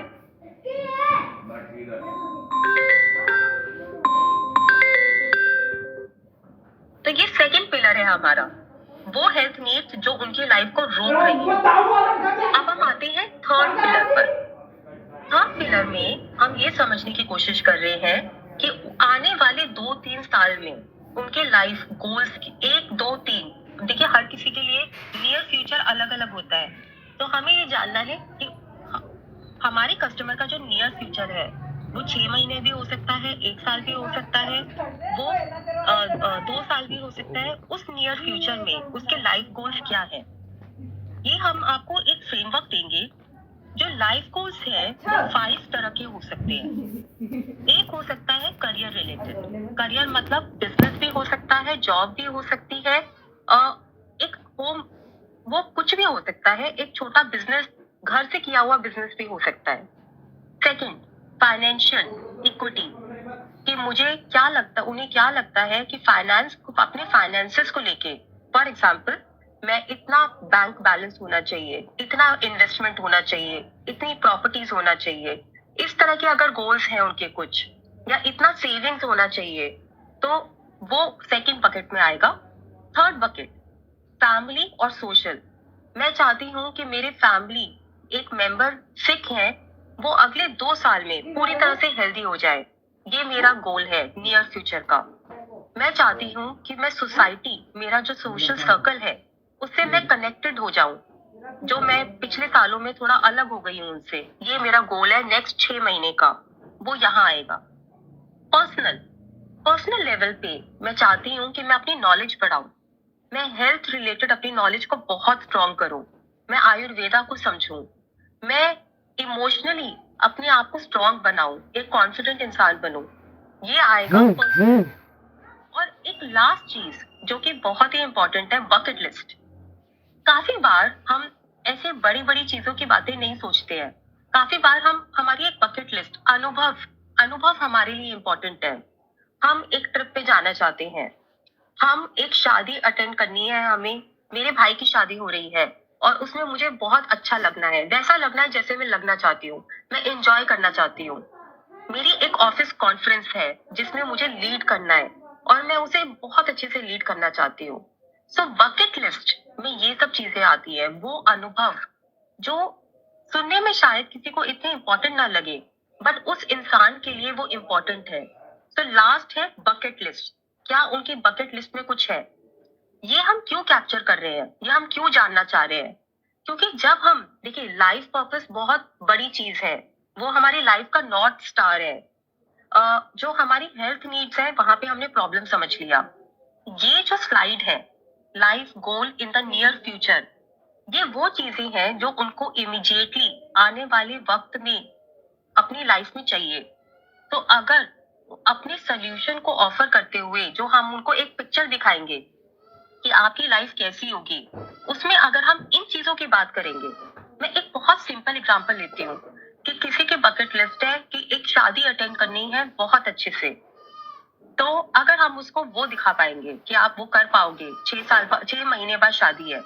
या फिर अगर कोई कहता है कि मैं चाहती हूँ कि मैं स्लीप, रोज 8 घंटे की स्लीप मेरी होनी चाहिए, गुड क्वालिटी, अगर हम उसको वो दिखा पाएंगे कि आप वो अचीव कर पाओगे, तब हम उनकी अटेंशन कैच कर पाएंगे।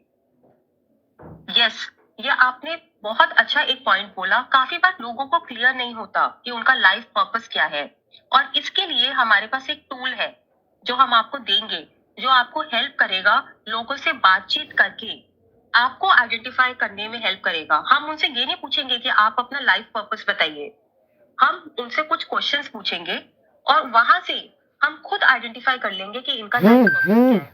ये बहुत ही अच्छा क्वेश्चन है नीता। लोगों को नहीं पता होता कि लाइफ पर्पस क्या है। तो हम आपको टूल किट देंगे, एक टेम्पलेट देंगे, मैं अभी उस पर आती हूँ। तो ये लाइफ गोल का फ्रेमवर्क है। तो अब देखते हैं कि हमारे कैरेक्टर्स के लाइफ गोल्स क्या है।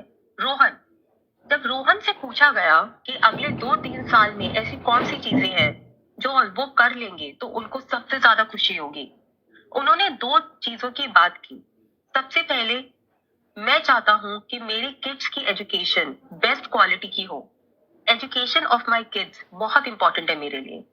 दूसरा, हम अभी जिस घर में रहते हैं, मैं ये चाहता हूँ कि हम उस घर से शिफ्ट करें। हम एक बड़े घर में जाएं जो कि बहुत ही कंफर्टेबल हो और मेरी फैमिली मेंबर्स वहां पर बहुत ही खुशी से रह पाए। तो रोहन के आने वाले नियर फ्यूचर में ये 2 गोल्स हैं और ये दोनों के दोनों गोल्स उनके फैमिली और सोशल वाली बकेट में फॉल कर रहे हैं। यहाँ पे मैं आपको एक पॉइंट बोलना चाहती हूँ। ये जरूरी नहीं है कि अगर रोहन का लाइफ पर्पस फैमिली था तो उनके सारे के सारे गोल्स भी फैमिली में आएंगे। ऐसा हो सकता था कि वो कुछ गोल्स उनके पर्सनल में आते, कुछ बकेट लिस्ट में आते, कुछ करियर में आते। ये बहुत बिल्कुल पॉसिबल है। ये 2 अलग अलग चीजें हैं। Goal near future, life purpose, life का पूरा पर्पस, नॉर्थ स्टार। अब हम आते हैं नैना पर। नैना के जो गोल्स हैं वो एक तो करियर रिलेटेड है। वो ये चाहती हैं कि आने वाले 1 साल में लोग उनको एक आउटस्टैंडिंग एम्प्लॉय अपनी कंपनी में माने, उनको वो लाइमलाइट रिकॉग्निशन मिले। वो अपने प्रोफेशनल में बेस्ट अचीव करना चाहती हैं। तो ये उन्हें क्लियर है कि मैं ये चाहती हूँ अपने करियर को लेकर। दूसरा, वो ये चाहती है कि पर्सनल लेवल पे उनको फ्रीडम मिलना स्टार्ट हो, उनको इंडिपेंडेंस मिलना स्टार्ट हो कि वो अपने डिसीजंस खुद ले पाए। और ये उनका पर्सनल गोल है कि फ्रीडम, मैं अपनी चॉइसेस कर पाऊं, खुद कर पाऊं, उसमें मेरा से हो। अलीशा अलीशा के केस में एक जो चीज है वो ये है कि सबसे पहले तो उनको टेंशन फ्री होना है। ये जो उनका वेट बढ़ा है उससे वो फिट फील नहीं कर पा रही, कंफर्टेबल फील नहीं कर पा रही। इसकी वजह से वो अपने करियर के गोल, उनका करियर क्या है, सोशल वर्क, उस पर फोकस नहीं कर पा रही। तो सबसे पहले शी वांट्स कि ये जो सब चीजें उनके साथ हो रही हैं ये हटे, वो टेंशन फ्री हो और अपने गोल पर फोकस कर पाए, अपने लाइफ पर्पस पे फोकस कर पाए। Tension free from health needs, ये इनका एक नियर फ्यूचर का गोल है। दूसरा, एज अ सोशल वर्कर वो ये भी चाहती हैं कि वो बहुत ही फिट हो, वो फिट फील करे और फिट दिखे और वो बहुत एक्टिव हो, एक्टिव रहे, ताकि वो सब कर पाए, उन सब लोगों की हेल्प कर पाए जो वो करना चाहती हैं। तो इनके जो हमारे लाइफ गोल्स आ रहे हैं वो 2 बकेट्स में है, करियर और पर्सनल। ये है अलीशा की कहानी। अब अगर मुझे आप सबसे पूछना हो कि अगर आप नेक्स्ट 1 ईयर की बात करें तो आपका, एक बार दोबारा यहाँ जाते हैं, आपका लाइफ गोल क्या है? जो भी शेयर करना चाहे वो कर सकता है। मेरा लाइफ गोल पर्सनल है कि मैं अपने आप को इम्प्रूव करना चाहती हूँ और अपनी प्रोफेशनल लाइफ में अपने आप को और बेटर करना चाहती हूँ। आपका क्या है?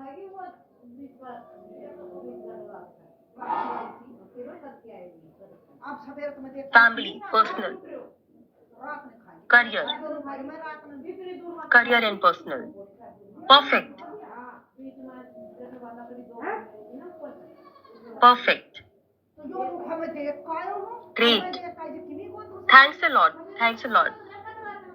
Personal, family, finance, equity, okay, perfect, thanks a lot, thanks for sharing. Fit, energetic, financially free, great, second one, okay, great. तो ये हमारा थर्ड पिलर था।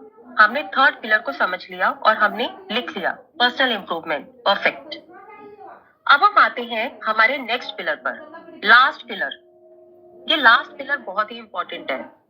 ये लास्ट पिलर ये है कि आपके हेल्थ एस्पिरेशंस क्या है। हमने क्या डिस्कस किया था? हेल्थ एस्पिरेशंस क्या होते हैं कि अगर मेरी एक्टिव हेल्थ नीड्स आज सॉल्व हो जाए तो मैं क्या डिफरेंट करूंगी और मैं क्या करना चाहती हूँ। तो ये गोल से अलग है। तो फॉर एग्जाम्पल, मेरा गोल क्या था? मेरा गोल ये था कि मैं अपने आप को प्रोफेशनली इम्प्रूव करना चाहती हूँ, अपना बेस्ट वर्जन बनना चाहती हूँ। मगर मेरी हेल्थ एस्पिरेशन ये हो सकती है कि मैं अपने एक दिन में जो जो चीजें अपनी पर्सनल, अपनी नॉलेज रिलेटेड चीजों को करना चाहती हूँ वो कर पाऊँ। तो हेल्थ रिलेटेड एस्पिरेशन है कि मैं आज जितना टाइम अपनी नॉलेज बिल्ड करने के लिए स्पेंड करना चाहती हूँ उतना नहीं कर पा रही, और वो मैं कर पाऊं, वो मेरी हेल्थ एस्पिरेशन है। How many combinations can be maximum, not more than 2 to 3। जब आपकी लाइफ गोल की बात आती है, 2 से 3, देखिए वरना तो हम सब इंसान है, हमारी लाइफ आइसोलेशन में नहीं चलती, हमें सब कुछ चाहिए। ऐसा नहीं है कि आपको सोशल नहीं मिलेगा तो आप रह पाएंगे, फैमिली नहीं मिलेगी तो आप रह पाएंगे, फाइनेंशियल नहीं मिला तो आप रह पाएंगे, हमें सब कुछ चाहिए। मगर आपको प्रायोरिटाइज करना है वो 2 या 3 चीजें। 1, 2 या 3, मैक्सिमम 3, वो चीजें जो आपको डिफाइन करती हैं, जो आपके नियर फ्यूचर में अगर आपको नहीं मिली तो आपको लगेगा ये टाइम वेस्ट हो गया।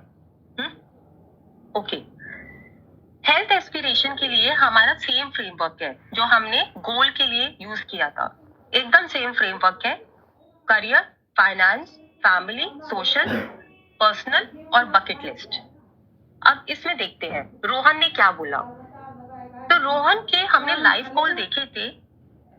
Okay, bucket list. So Santosh, bucket list basically ये होता है कि हम कई बार एक वो बनाते हैं ना, हमें ट्रिप पर जाना है, हमें एक इंटरनेशनल ट्रिप करना है, हमें अपनी फैमिली को 2 हॉलीडेज पर लेकर जाना है, मुझे अपने पुराने फ्रेंड्स, इस साल मुझे अपने पुराने फ्रेंड्स के साथ दोबारा कनेक्शन का बनाना है, मुझे जिम स्टार्ट करना है, मुझे मेडिटेशन स्टार्ट करनी है, मुझे अपने ड्रेसिंग सेंस, अपना वार्डरोब चेंज करना है, मुझे ज्यादा खुश रहना है, लाइवली होके लोगों से बात करना है, मुझे कॉन्फिडेंस गेन। तो ये कुछ बकेट लिस्ट है, ये अनुभव है, एक्सपीरियंसेस जो हमें लाइफ में चाहिए। एक होता है कि हम क्या अचीव करना चाहते हैं, बड़ी बड़ी बातें, और एक है छोटे छोटे अनुभव जो हमें चाहिए। वो जो अनुभव है उनकी हम लिस्ट कभी कभी हमारे माइंड में होती है, शायद आपके माइंड में होगी कि बच्चों के साथ इस साल ट्रिप पर जाना है। तो ये वाली जो चीजें हैं, या मुझे कोई एडवेंचर स्पोर्ट इस बार करना ही करना है, ये बकेट लिस्ट में आती है। और हमारा पॉइंट ये है कि ये भी इम्पोर्टेंट है, ये भी लोगों को बहुत ड्राइव करती है जब हम उनकी हेल्थ एस्पिरेशंस या लाइफ गोल समझना चाह रहे हैं। अब रोहन ने बोला था कि रोहन का लाइफ गोल जो है वो ये था कि उनको एजुकेशन देखनी है बच्चों की, और एक बड़ा घर चाहिए, बड़ा कंफर्टेबल कोजी सा घर चाहिए। और फिर जब हमने पूछा कि आपने अपनी हेल्थ प्रॉब्लम्स बताई, अगर वो हेल्थ प्रॉब्लम सॉल्व हो जाए तो फिर आप क्या क्या फील करेंगे और क्या करना चाहेंगे। तो रोहन ने देखिए क्या बोला, यहाँ पे पर्सनल भी आ गया। पर्सनल उनका ना तो गोल था कभी और ना ही लाइफ पर्पस था, मगर अब वो क्या बोल रहे हैं एक बार सुनते हैं। वो बोल रहे हैं कि मैं चाहता हूँ अगर मेरे हेल्थ नीड्स प्रॉब्लम सॉल्व हो जाए, मैं अपने बच्चों के लिए एक रोल मॉडल बनना चाहता हूँ, वो मुझे देखे एक हैप्पी कंप्लीट इंसान की तरह। तो वो मैं कर पाऊंगा जो मैं अभी नहीं कर पा रहा अपने एंगर और मूड स्विंग्स की वजह से।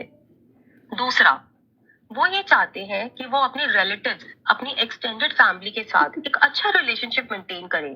फैमिली उनके लिए इम्पोर्टेंट है, और आजकल अपनी हेल्थ प्रॉब्लम की वजह से वो अवॉइड कर रहे हैं, उन्हें उनसे मिलना अवॉइड करते हैं। तो ये आपका सेकंड, ये उन्होंने सेकंड चीज बोली कि ये अगर मेरी हेल्थ नीड सॉल्व हो जाएगी तो मैं ये सेकंड चीज कर पाऊंगा। पर्सनल, पर्सनल में उन्हें बोला कि मैं एनर्जेटिक फील करना चाहता हूँ, मैं एक्टिव फील करना चाहता हूँ। उन्हें अपने गोल भी तो पूरे करने हैं, अपने घर वालों के लिए एक बड़ा घर लेना है। वो हेल्दी दिखना चाहते हैं, हेल्दी और फिट लुक, उनको लुक चाहिए ताकि उनके जो रिलेटिव्स हैं वो उनकी तरफ पॉजिटिव फील करें, उनकी रिस्पेक्ट करें। तो यहाँ पर उन्होंने ये शेयर किया कि अगर मेरी हेल्थ प्रॉब्लम सॉल्व हो जाएंगी तो ये चीजें मैं कर पाऊंगा, मैं ये विजुअलाइज कर पाता हूँ ये। तो यहाँ पे हमें पता चला रोहन के हेल्थ रिलेटेड एस्पिरेशंस क्या है। अब हेल्थ रिलेटेड एस्पिरेशंस का मतलब ये नहीं है कि हेल्थ के एस्पेक्ट्स पे एस्पिरेशंस क्या है। हेल्थ प्रॉब्लम सॉल्व हो जाएगी तो क्या होगा, ये डिफरेंस आप याद रखिए। नैना, नैना से पूछा हमने, तो नैना ने बोला कि लोग अभी मुझ पर, मेरे कोवर्कर्स हंसते हैं, मुझे पता है मेरे सामने नहीं हंसते बट वो मेरा मजाक उड़ाते हैं। मैं चाहती हूँ, मैं उनकी रिस्पेक्ट दोबारा अर्न करना चाहती हूँ, मैं चाहती हूँ कि मैं अपनी लाइफ को कंट्रोल कर सकती हूँ।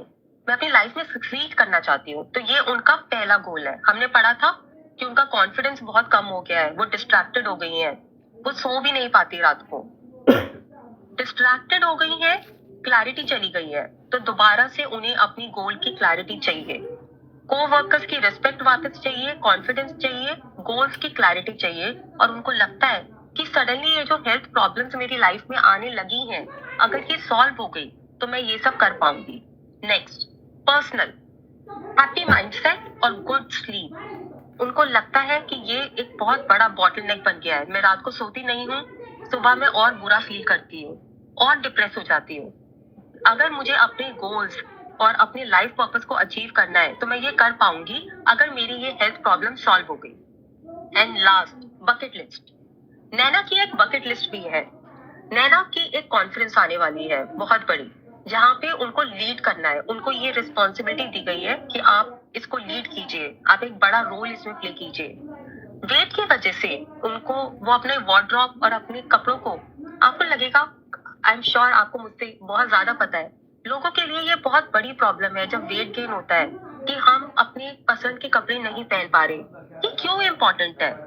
जो हमारे कपड़े हैं, जो हम अपने आप को जैसे रिप्रेजेंट करते हैं, हम बेसिकली लोगों को एक पिक्चर दिखाते हैं कि हम क्या हैं, हम कौन हैं, हमारी पर्सनालिटी क्या है। वो भी एक तरह का अनस्पोकन तरीका है लोगों के साथ कम्युनिकेट करने का। सो नैना को लगता है कि ये जो कॉन्फ्रेंस है, ये जो मुझे अपॉर्चुनिटी दी गई है, इस कॉन्फ्रेंस में मैं ऐसे अपने आप को ड्रेसअप करना चाहती हूँ कि मेरी जो ट्रू पर्सनालिटी है वो शाइन करे, वो निकल कर आए, लोग मुझे वैसे देखें जैसे मैं अपने आप को देखती हूँ। तो उनकी बकेट लिस्ट भी है नैना की। ये नैना की एस्पिरेशंस है। अलीशा, अलीशा के केस में जो करियर है, वो चाहती है कि अब मैं अपने सोशल वर्क के जो गोल्स है, एक्चुअली वो एक एनजीओ ओपन करना चाहती है। इस सेशन के लिए हमने काफी चीजें यहाँ पे नहीं स्लाइड पर लिखी हैं, बट अलीशा के बारे में अगर थोड़ा मैं आपको और बताऊं, वो अपनी एनजीओ ओपन करना चाहती है। अब अभी तक वो वॉलंटियर कर रही थी। तो उनके लिए जो एस्पिरेशन है, जो चीज उनको रोक रही है, क्योंकि वो डिस्कम्फर्ट फील कर रही है, एक्टिव फील नहीं कर रही, उनको लग रहा है मैं अपनी खुद की एनजीओ कैसे खोलूंगी। तो अगर वो सॉल्व हो गया तो उनकी एस्पिरेशन है सोशल वर्क का मेरा जो गोल है एनजीओ, उस पर फोकस करूं, कर पाऊंगी मैं। Next, healthy relationship. मैं अपने सबके साथ वो नेगेटिव स्पेस में नहीं जाना चाहती जो उनको नेगेटिव कमेंट्स मिल रहे थे लोगों से। वो चाहती हैं कि वो इस प्रॉब्लम को सॉल्व करें और लोगों के साथ एक हेल्दी रिलेशनशिप बनाए, जहाँ पे लोग उनकी रिस्पेक्ट करते हैं कि हाँ, वो दूसरों की हेल्प कर सकती हैं क्योंकि पहले वो अपनी खुद की हेल्प कर सकती हैं। तो ये उनका नेक्स्ट एस्पिरेशन है कि लोगों के साथ उनकी जो इक्वेशन है वो ठीक से हो पाए।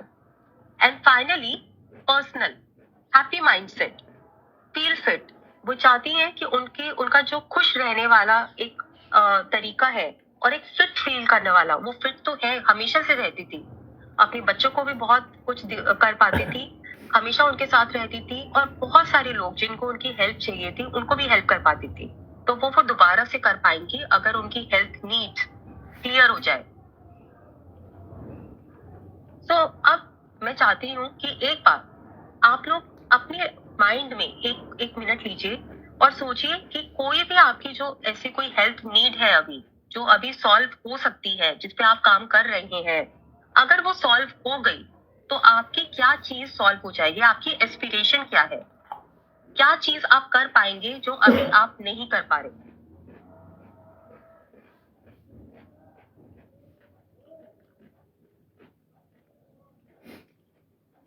Yes, yes.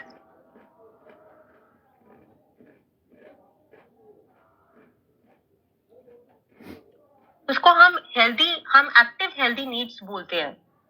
जो इससे पहले वाला हमने पिलर देखा था, जो हमें रोकता है वो करने से जो हम नहीं कर पा रहे। हेल्थ नीड्स उस क्वेश्चन का आंसर है। ओके, तो लोगों ने bucket list, hard work, sports, more young feel, change society, wow, financial freedom, bucket list, travel the world, great, आप जरूर ट्रैवल कर पाएंगे world.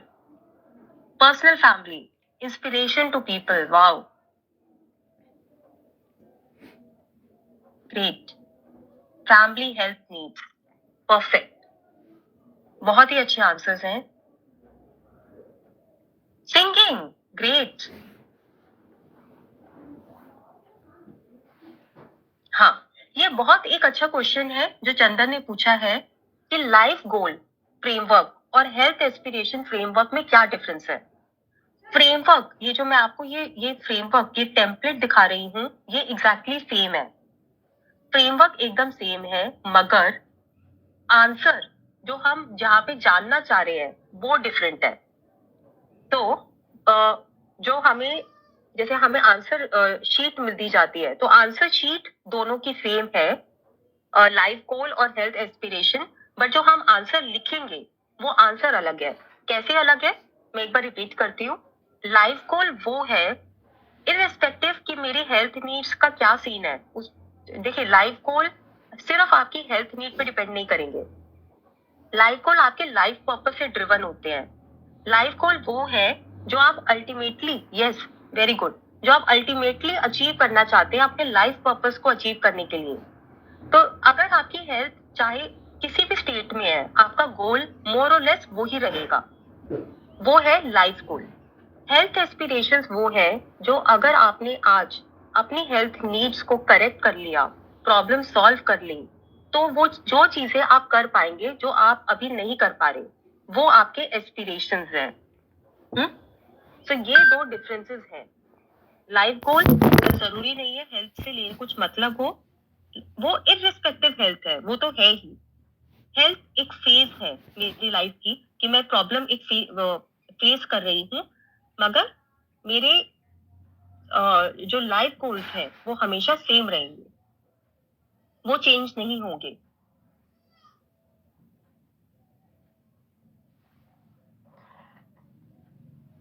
Yes, yes, yes, perfect. आप सही बोल रहे हैं कि अगर आपने हेल्थ नीड्स को करेक्ट नहीं किया तो आप बेटर फोकस नहीं कर पाएंगे लाइफ गोल। तो आप ऐसे सोचिए, हेल्थ नीड यहाँ है, ये हेल्थ नीड्स है, और ये लाइफ गोल है इधर, और उसके बीच में जो रास्ता है, जो आपकी जर्नी है, वो जर्नी आपके एस्पिरेशंस है। तो अगर आपकी हेल्थ नीड आपने करेक्ट कर ली और लाइफ गोल तक जाना है, तो जो चीजें आप नहीं कर पा रहे उस जर्नी में, वो आप जो कर पाएंगे वो आपके एस्पिरेशंस है। मैं एक एग्जांपल देती हूँ यहाँ पे। तो फॉर एग्जांपल, मेरी हेल्थ नीड ये है कि मुझे फीवर रहता है, मुझे बहुत थकावट होती है, मैं 2 घंटे से ज्यादा काम नहीं कर पाती, और ये मेरी एक एक्टिव नीड है, इसने मेरी लाइफ को रोका हुआ है। मेरा लाइफ गोल ये है कि मुझे अपनी फैमिली के लिए एक बहुत प्यारा सा बड़ा कंफर्टेबल घर खरीदना है, और मेरी हेल्थ एस्पिरेशन क्या है कि अगर जो जर्नी है यहाँ से यहाँ तक की, कि अगर ये सॉल्व हो जाए तो मैं अपनी अपनी प्रोफेशनल करियर पर फोकस कर पाऊंगी, मैं अपनी नॉलेज बढ़ा पाऊंगी, मैं ज्यादा मनी अर्न कर पाऊंगी, और फाइनली मैं यहाँ तक पहुंच पाऊंगी जो कि मेरे लाइफ का पर्पस है, एक beautiful home for my family. तो जो जर्नी है वो एस्पिरेशंस है लाइफ गोल तक पहुंचने की। हम्म? अब हम आपको दिखाते हैं कि ये कैसे। तो ये तो हमने ये हमने फ्रेमवर्क की बात की, ये जो इस स्लाइड पे है। तो फ्रेमवर्क में लाइफ पर्पस में हमने देखा 7 क्लासेस हैं, और हमने डिस्कस किया कि ये कैसे होंगे। अच्छा, एक चीज, हमने 3 एग्जांपल्स आज डिस्कस किए हैं, बहुत सारे एग्जांपल्स हो सकते हैं, बहुत सारे पर्सोनास हो सकते हैं। ये 3 जो हमने लोगों को डिस्कस किया, नैना, रोहन, अलीशा, ये सिर्फ एग्जांपल्स हैं, केस स्टडीज हैं।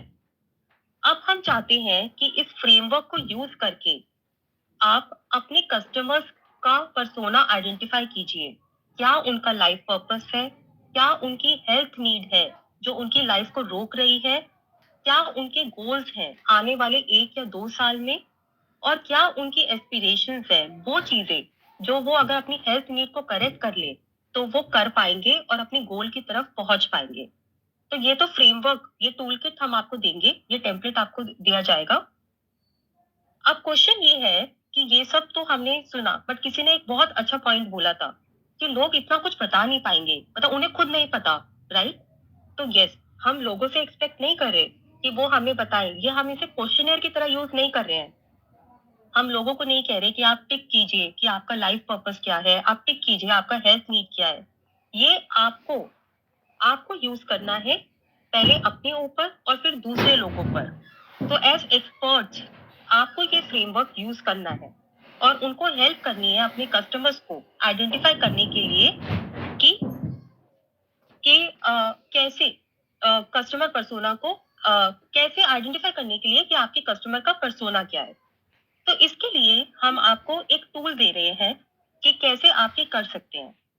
जब भी देखिए, इसके लिए आपको ना एक अलग सा सेशन अपने कस्टमर के लिए करने की हमेशा जरूरत नहीं है। अगर हो पाए तो बहुत अच्छा है, नहीं तो जब भी आपको चांस मिलता है अपने कस्टमर से बात करने का, आप उसको यूज कीजिए, उस चांस को लेवरेज कीजिए। आप उसको एक डिस्कवरी सेशन बना दीजिए, अपने कस्टमर को डिस्कवर करने का सेशन। और एक चीज आपको याद रखनी है, जब भी आप ये सोच रहे हैं कि आज मैं इस कस्टमर को, अपने इस मेंबर को मैं डिस्कवर करना चाह रहा हूँ, आपको ये याद रखना है, आपको सिर्फ 10%, तो अगर आप 100% ऑफ टाइम दे रहे हैं, 10% आपको बोलना है, 90% आपके कस्टमर को बोलना है। जो 10% आप बोलेंगे वो हम आपको नेक्स्ट स्लाइड पे दिखाएंगे कि आपको क्या, कैसे आप इंश्योर करें कि 90% आपके कस्टमर बोले। ये आसान नहीं है, हर कोई इतना एक्सप्रेसिव नहीं हो पाता, और सडनली कोई क्यों आके एकदम अपनी लाइफ की बातें बताना शुरू करेगा, पॉसिबल नहीं है। तो वो हम आपको एक चीट शीट देंगे क्वेश्चंस की कि आप कैसे वो निकलवा सकते हैं, कैसे उन्हें कंफर्टेबल फील करा सकते हैं। मगर रूल रूल ये है, 10% आपको बोलना है, 90% आपको सुनना है और आपके मेंबर या कस्टमर को बोलना है। तो इसके लिए हम क्या कर रहे हैं, हम आपको कुछ क्वेश्चंस दे रहे हैं। जब भी कोई डिस्कशन होता है दो लोगों के बीच में, दो तरह के लोग हैं। एक, जिनको आपने कुछ बोला तो उन्होंने बस बताना शुरू किया। दूसरा, जिसने कुछ उन्होंने कुछ बोला, यस नो में बोला, 3-4 वर्ड्स बोले और चुप हो गए। वहां पे आपको राइट सेट ऑफ क्वेश्चन चाहिए कि उसके बाद आप क्या बोले, फिर आप क्या बोले, ताकि वो डिस्कशन आगे जाए। आपको उस पर्सन को हेल्प करना है ताकि वो शेयर कर पाए अपनी प्रॉब्लम्स, अपनी होप्स, अपने ड्रीम्स, अपनी एस्पिरेशंस। तो ये एक चीट शीट है जो आप प्रैक्टिस कर सकते हैं जब भी आपका, इनफैक्ट आज का जो असाइनमेंट होगा इसका, हम चाहते हैं कि आप किसी एक मेंबर के साथ, वो आपकी फैमिली में भी हो सकते हैं, वो आपके फ्रेंड भी हो सकते हैं, वो आपके टीम में भी हो सकते हैं, कोई भी हो सकता है, आप उनके साथ एक डिस्कवरी सेशन कीजिए। और उसके बाद जो ये फ्रेमवर्क आपको हमने दिया है, इस फ्रेमवर्क को यूज करके आप उसका पर्सोना आइडेंटिफाई कीजिए। तो जब आप डिस्कवरी सेशन करेंगे तो किस तरह के क्वेश्चंस आप यूज कर सकते हैं। जब आपको उन्हें पर्सनल लेवल पे जानना है तो आप उन्हें बोल सकते हैं, ऐसी कौन सी चीजें हैं जिससे आपको प्राउड फील होता है। जब भी लोग इस क्वेश्चन का आंसर करते हैं कि ऐसी कौन सी चीजें हैं जिससे मुझे प्राउड फील होता है, वो बहुत कुछ अपने बारे में बता देते हैं।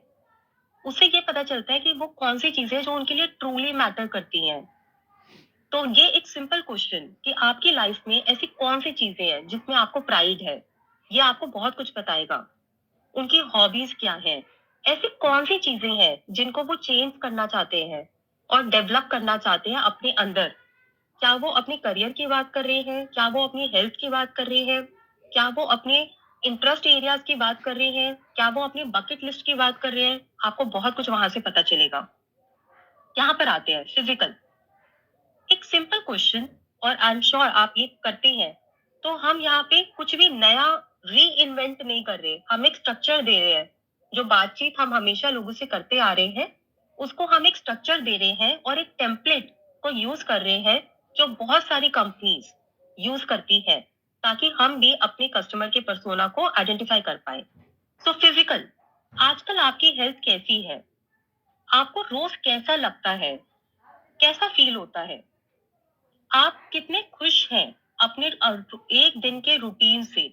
इससे आपको पता चलेगा कि फिजिकल लेवल पे, बॉडी लेवल पे वो क्या फील कर रहे हैं, बॉडी लेवल पे वो कितना खुश है अपने खाने से, अपने पीने से, अपनी स्लीप से, अपने अपने स्टेट ऑफ माइंड से और जो भी फिटनेस में वो करते हैं उससे। इनर सर्कल, ऐसे कौन से लोग हैं जिसके साथ आप सबसे क्लोज फील करते हैं? वो कुछ भी हो सकता है। तो यहाँ पे आपको पता चलेगा कि उनका सोशल नेटवर्क कैसा दिखता है।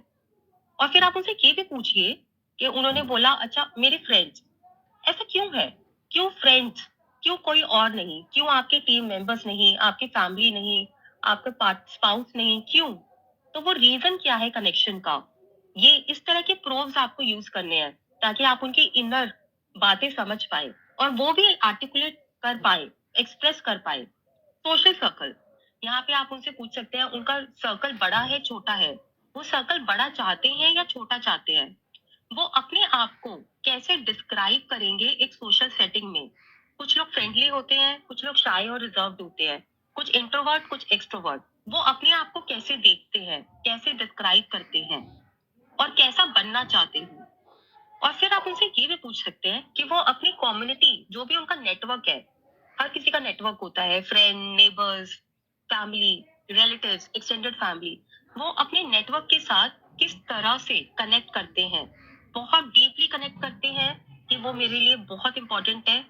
एक हेल्दी वे में गिव एंड टेक रिलेशनशिप है। जब उनको जरूरत होती है मैं हमेशा हूँ, मुझे जरूरत होती है वो हमेशा है। जब मैं डाउन होती हूँ, मेरी फीलिंग्स हर्ट हुई है, तब मैं उनको ढूंढती हूँ। वो एग्जैक्टली किस तरह का रिलेशनशिप अपने नेटवर्क के साथ, सोशल सर्कल के साथ वो रखते हैं? आप इस तरह के क्वेश्चन पूछ सकते हैं उनसे। यूजुअली किन टॉपिक्स पे बातचीत होती है इन लोगों के साथ? ऑक्यूपेशनल, कितना खुश है वो? रोज ऑफिस जाने का मन करता है या नहीं? रोज बिजनेस में जाने करने का मन करता है या नहीं? कितना प्राइड फील करते हैं?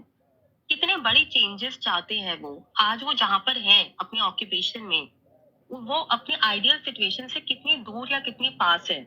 इससे आपको उनके ऑक्यूपेशनल हेल्थ का पता चलेगा। फाइनेंशियल, कितना सेटिस्फाइड है वो अपने, अगर आगे वाले 1-2 साल की बात करें तो उनको क्या लगता है कि उनको अपनी फाइनेंशियल हेल्थ पे कितना काम करना पड़ेगा? थोड़ा बहुत जितना करते आ रहे हैं, क्या बहुत ज्यादा, बहुत काम की जरूरत है?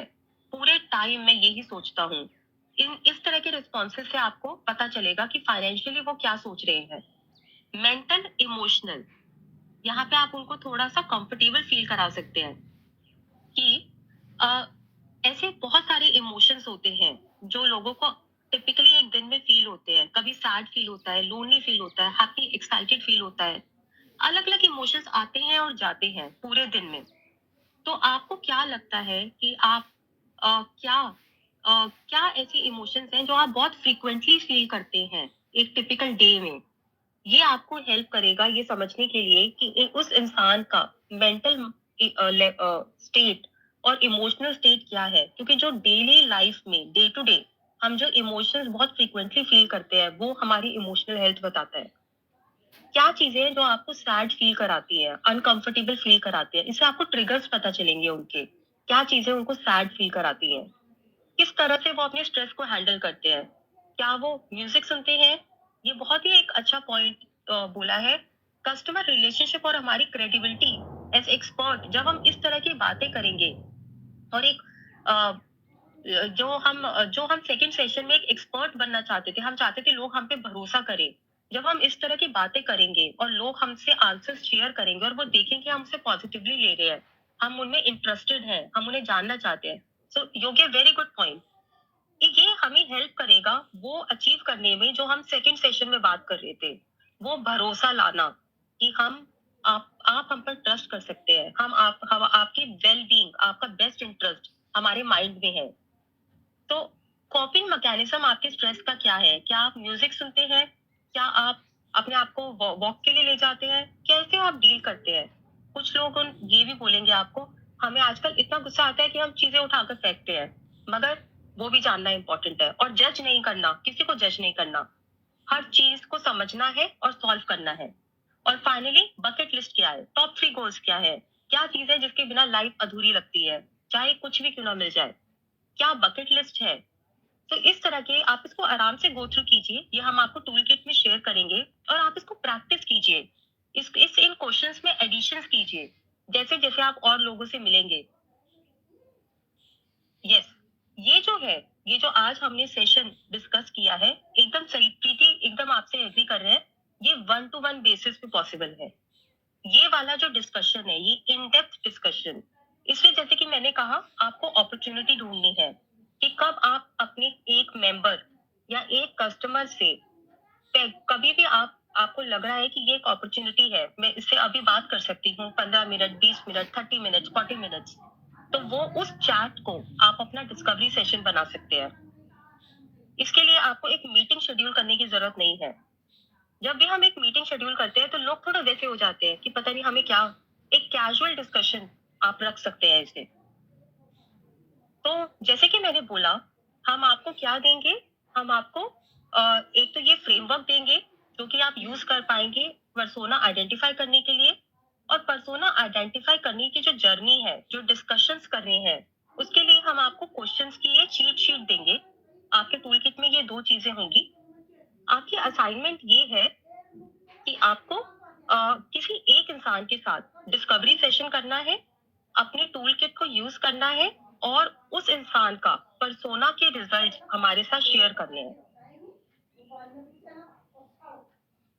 यस, यस, यस, आप ऑलरेडी ये कर रहे हैं। Yes. Sarkar, there is a question that if you're doing a community, how is it possible doing this in a community? So maybe you can take that. या सो जब आप community build कर रहे हैं, जब उस स्टेज पे आप ये एक कस्टमर के इन डेप्थ लेवल पे आपको जाने की इतना जरूरत नहीं है। आपने कम्युनिटी को बिल्ड किया और कम्युनिटी इंगेज हो गई, तो आपने अपना हुक आइडेंटिफाई किया था, कम्युनिटी इंगेज हो गई। अब उसके बाद आपको क्या करना है, नेक्स्ट स्टेप पे आना है, और नेक्स्ट स्टेप क्या है, आपको अपना सोल्यूशन इंट्रोड्यूस करना है, जो हमने लास्ट सेशन में डिस्कस किया था। तो लास्ट, हाँ, तो जो हमने लास्ट 56 स्लाइड, राइट? या तो हमने जो लास्ट सेशन में आपको अपना सोल्यूशन इंट्रोड्यूस करना है। तो ये जो सेशन है, ये आपको ये बता रहा है कि सोल्यूशन इंट्रोड्यूस करने के लिए अगर हमें ये पता होगा कि हमारा कस्टमर कौन है, तो हम जो 1 मिनट पिच करेंगे, सिर्फ 60 सेकेंड्स, जहां पे हम अपने सोल्यूशन की बात करेंगे, उससे ज्यादा करने की जरूरत नहीं है। क्यों? क्योंकि वो ऑलरेडी हम पे विश्वास करता है। तो जो 1 मिनट पिच करेंगे, वो पिच इतनी रेलेवेंट, इतनी इंगेजिंग, इतनी अपीलिंग होनी चाहिए कि वो बोले हाँ, हाँ, मुझे ये सोल्यूशन चाहिए। और वो रेलेवेंट, अपीलिंग, इंगेजिंग क्यों होगी? क्योंकि वो उस कस्टमर के पर्सोना पे बेस्ड होगी, वो पर्सोना जो आपने आइडेंटिफाई किया है इस टूल किट को यूज करके। तो कम्युनिटी फर्स्ट स्टेप है, और उसके बाद आपको उन्हें सोल्यूशन पे ऑनबोर्डिंग कराना है, और सोल्यूशन पे ऑनबोर्डिंग कराने के लिए आपको कस्टमर को और डिटेल में समझना है। Yes, yes. नेक्स्ट सेशन में हम 1 मिनट, अब इस सेशन में जैसे कि योगी ने बोला, इस सेशन में हमने पूरा डिस्कस किया कंज्यूमर को समझना कैसे है, पर्सोना कैसे आइडेंटिफाई करना है।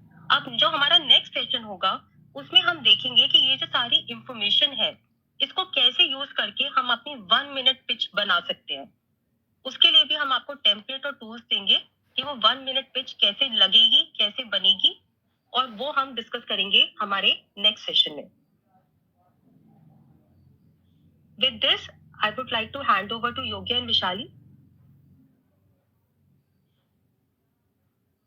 Thank you so much, Sarika. इतनी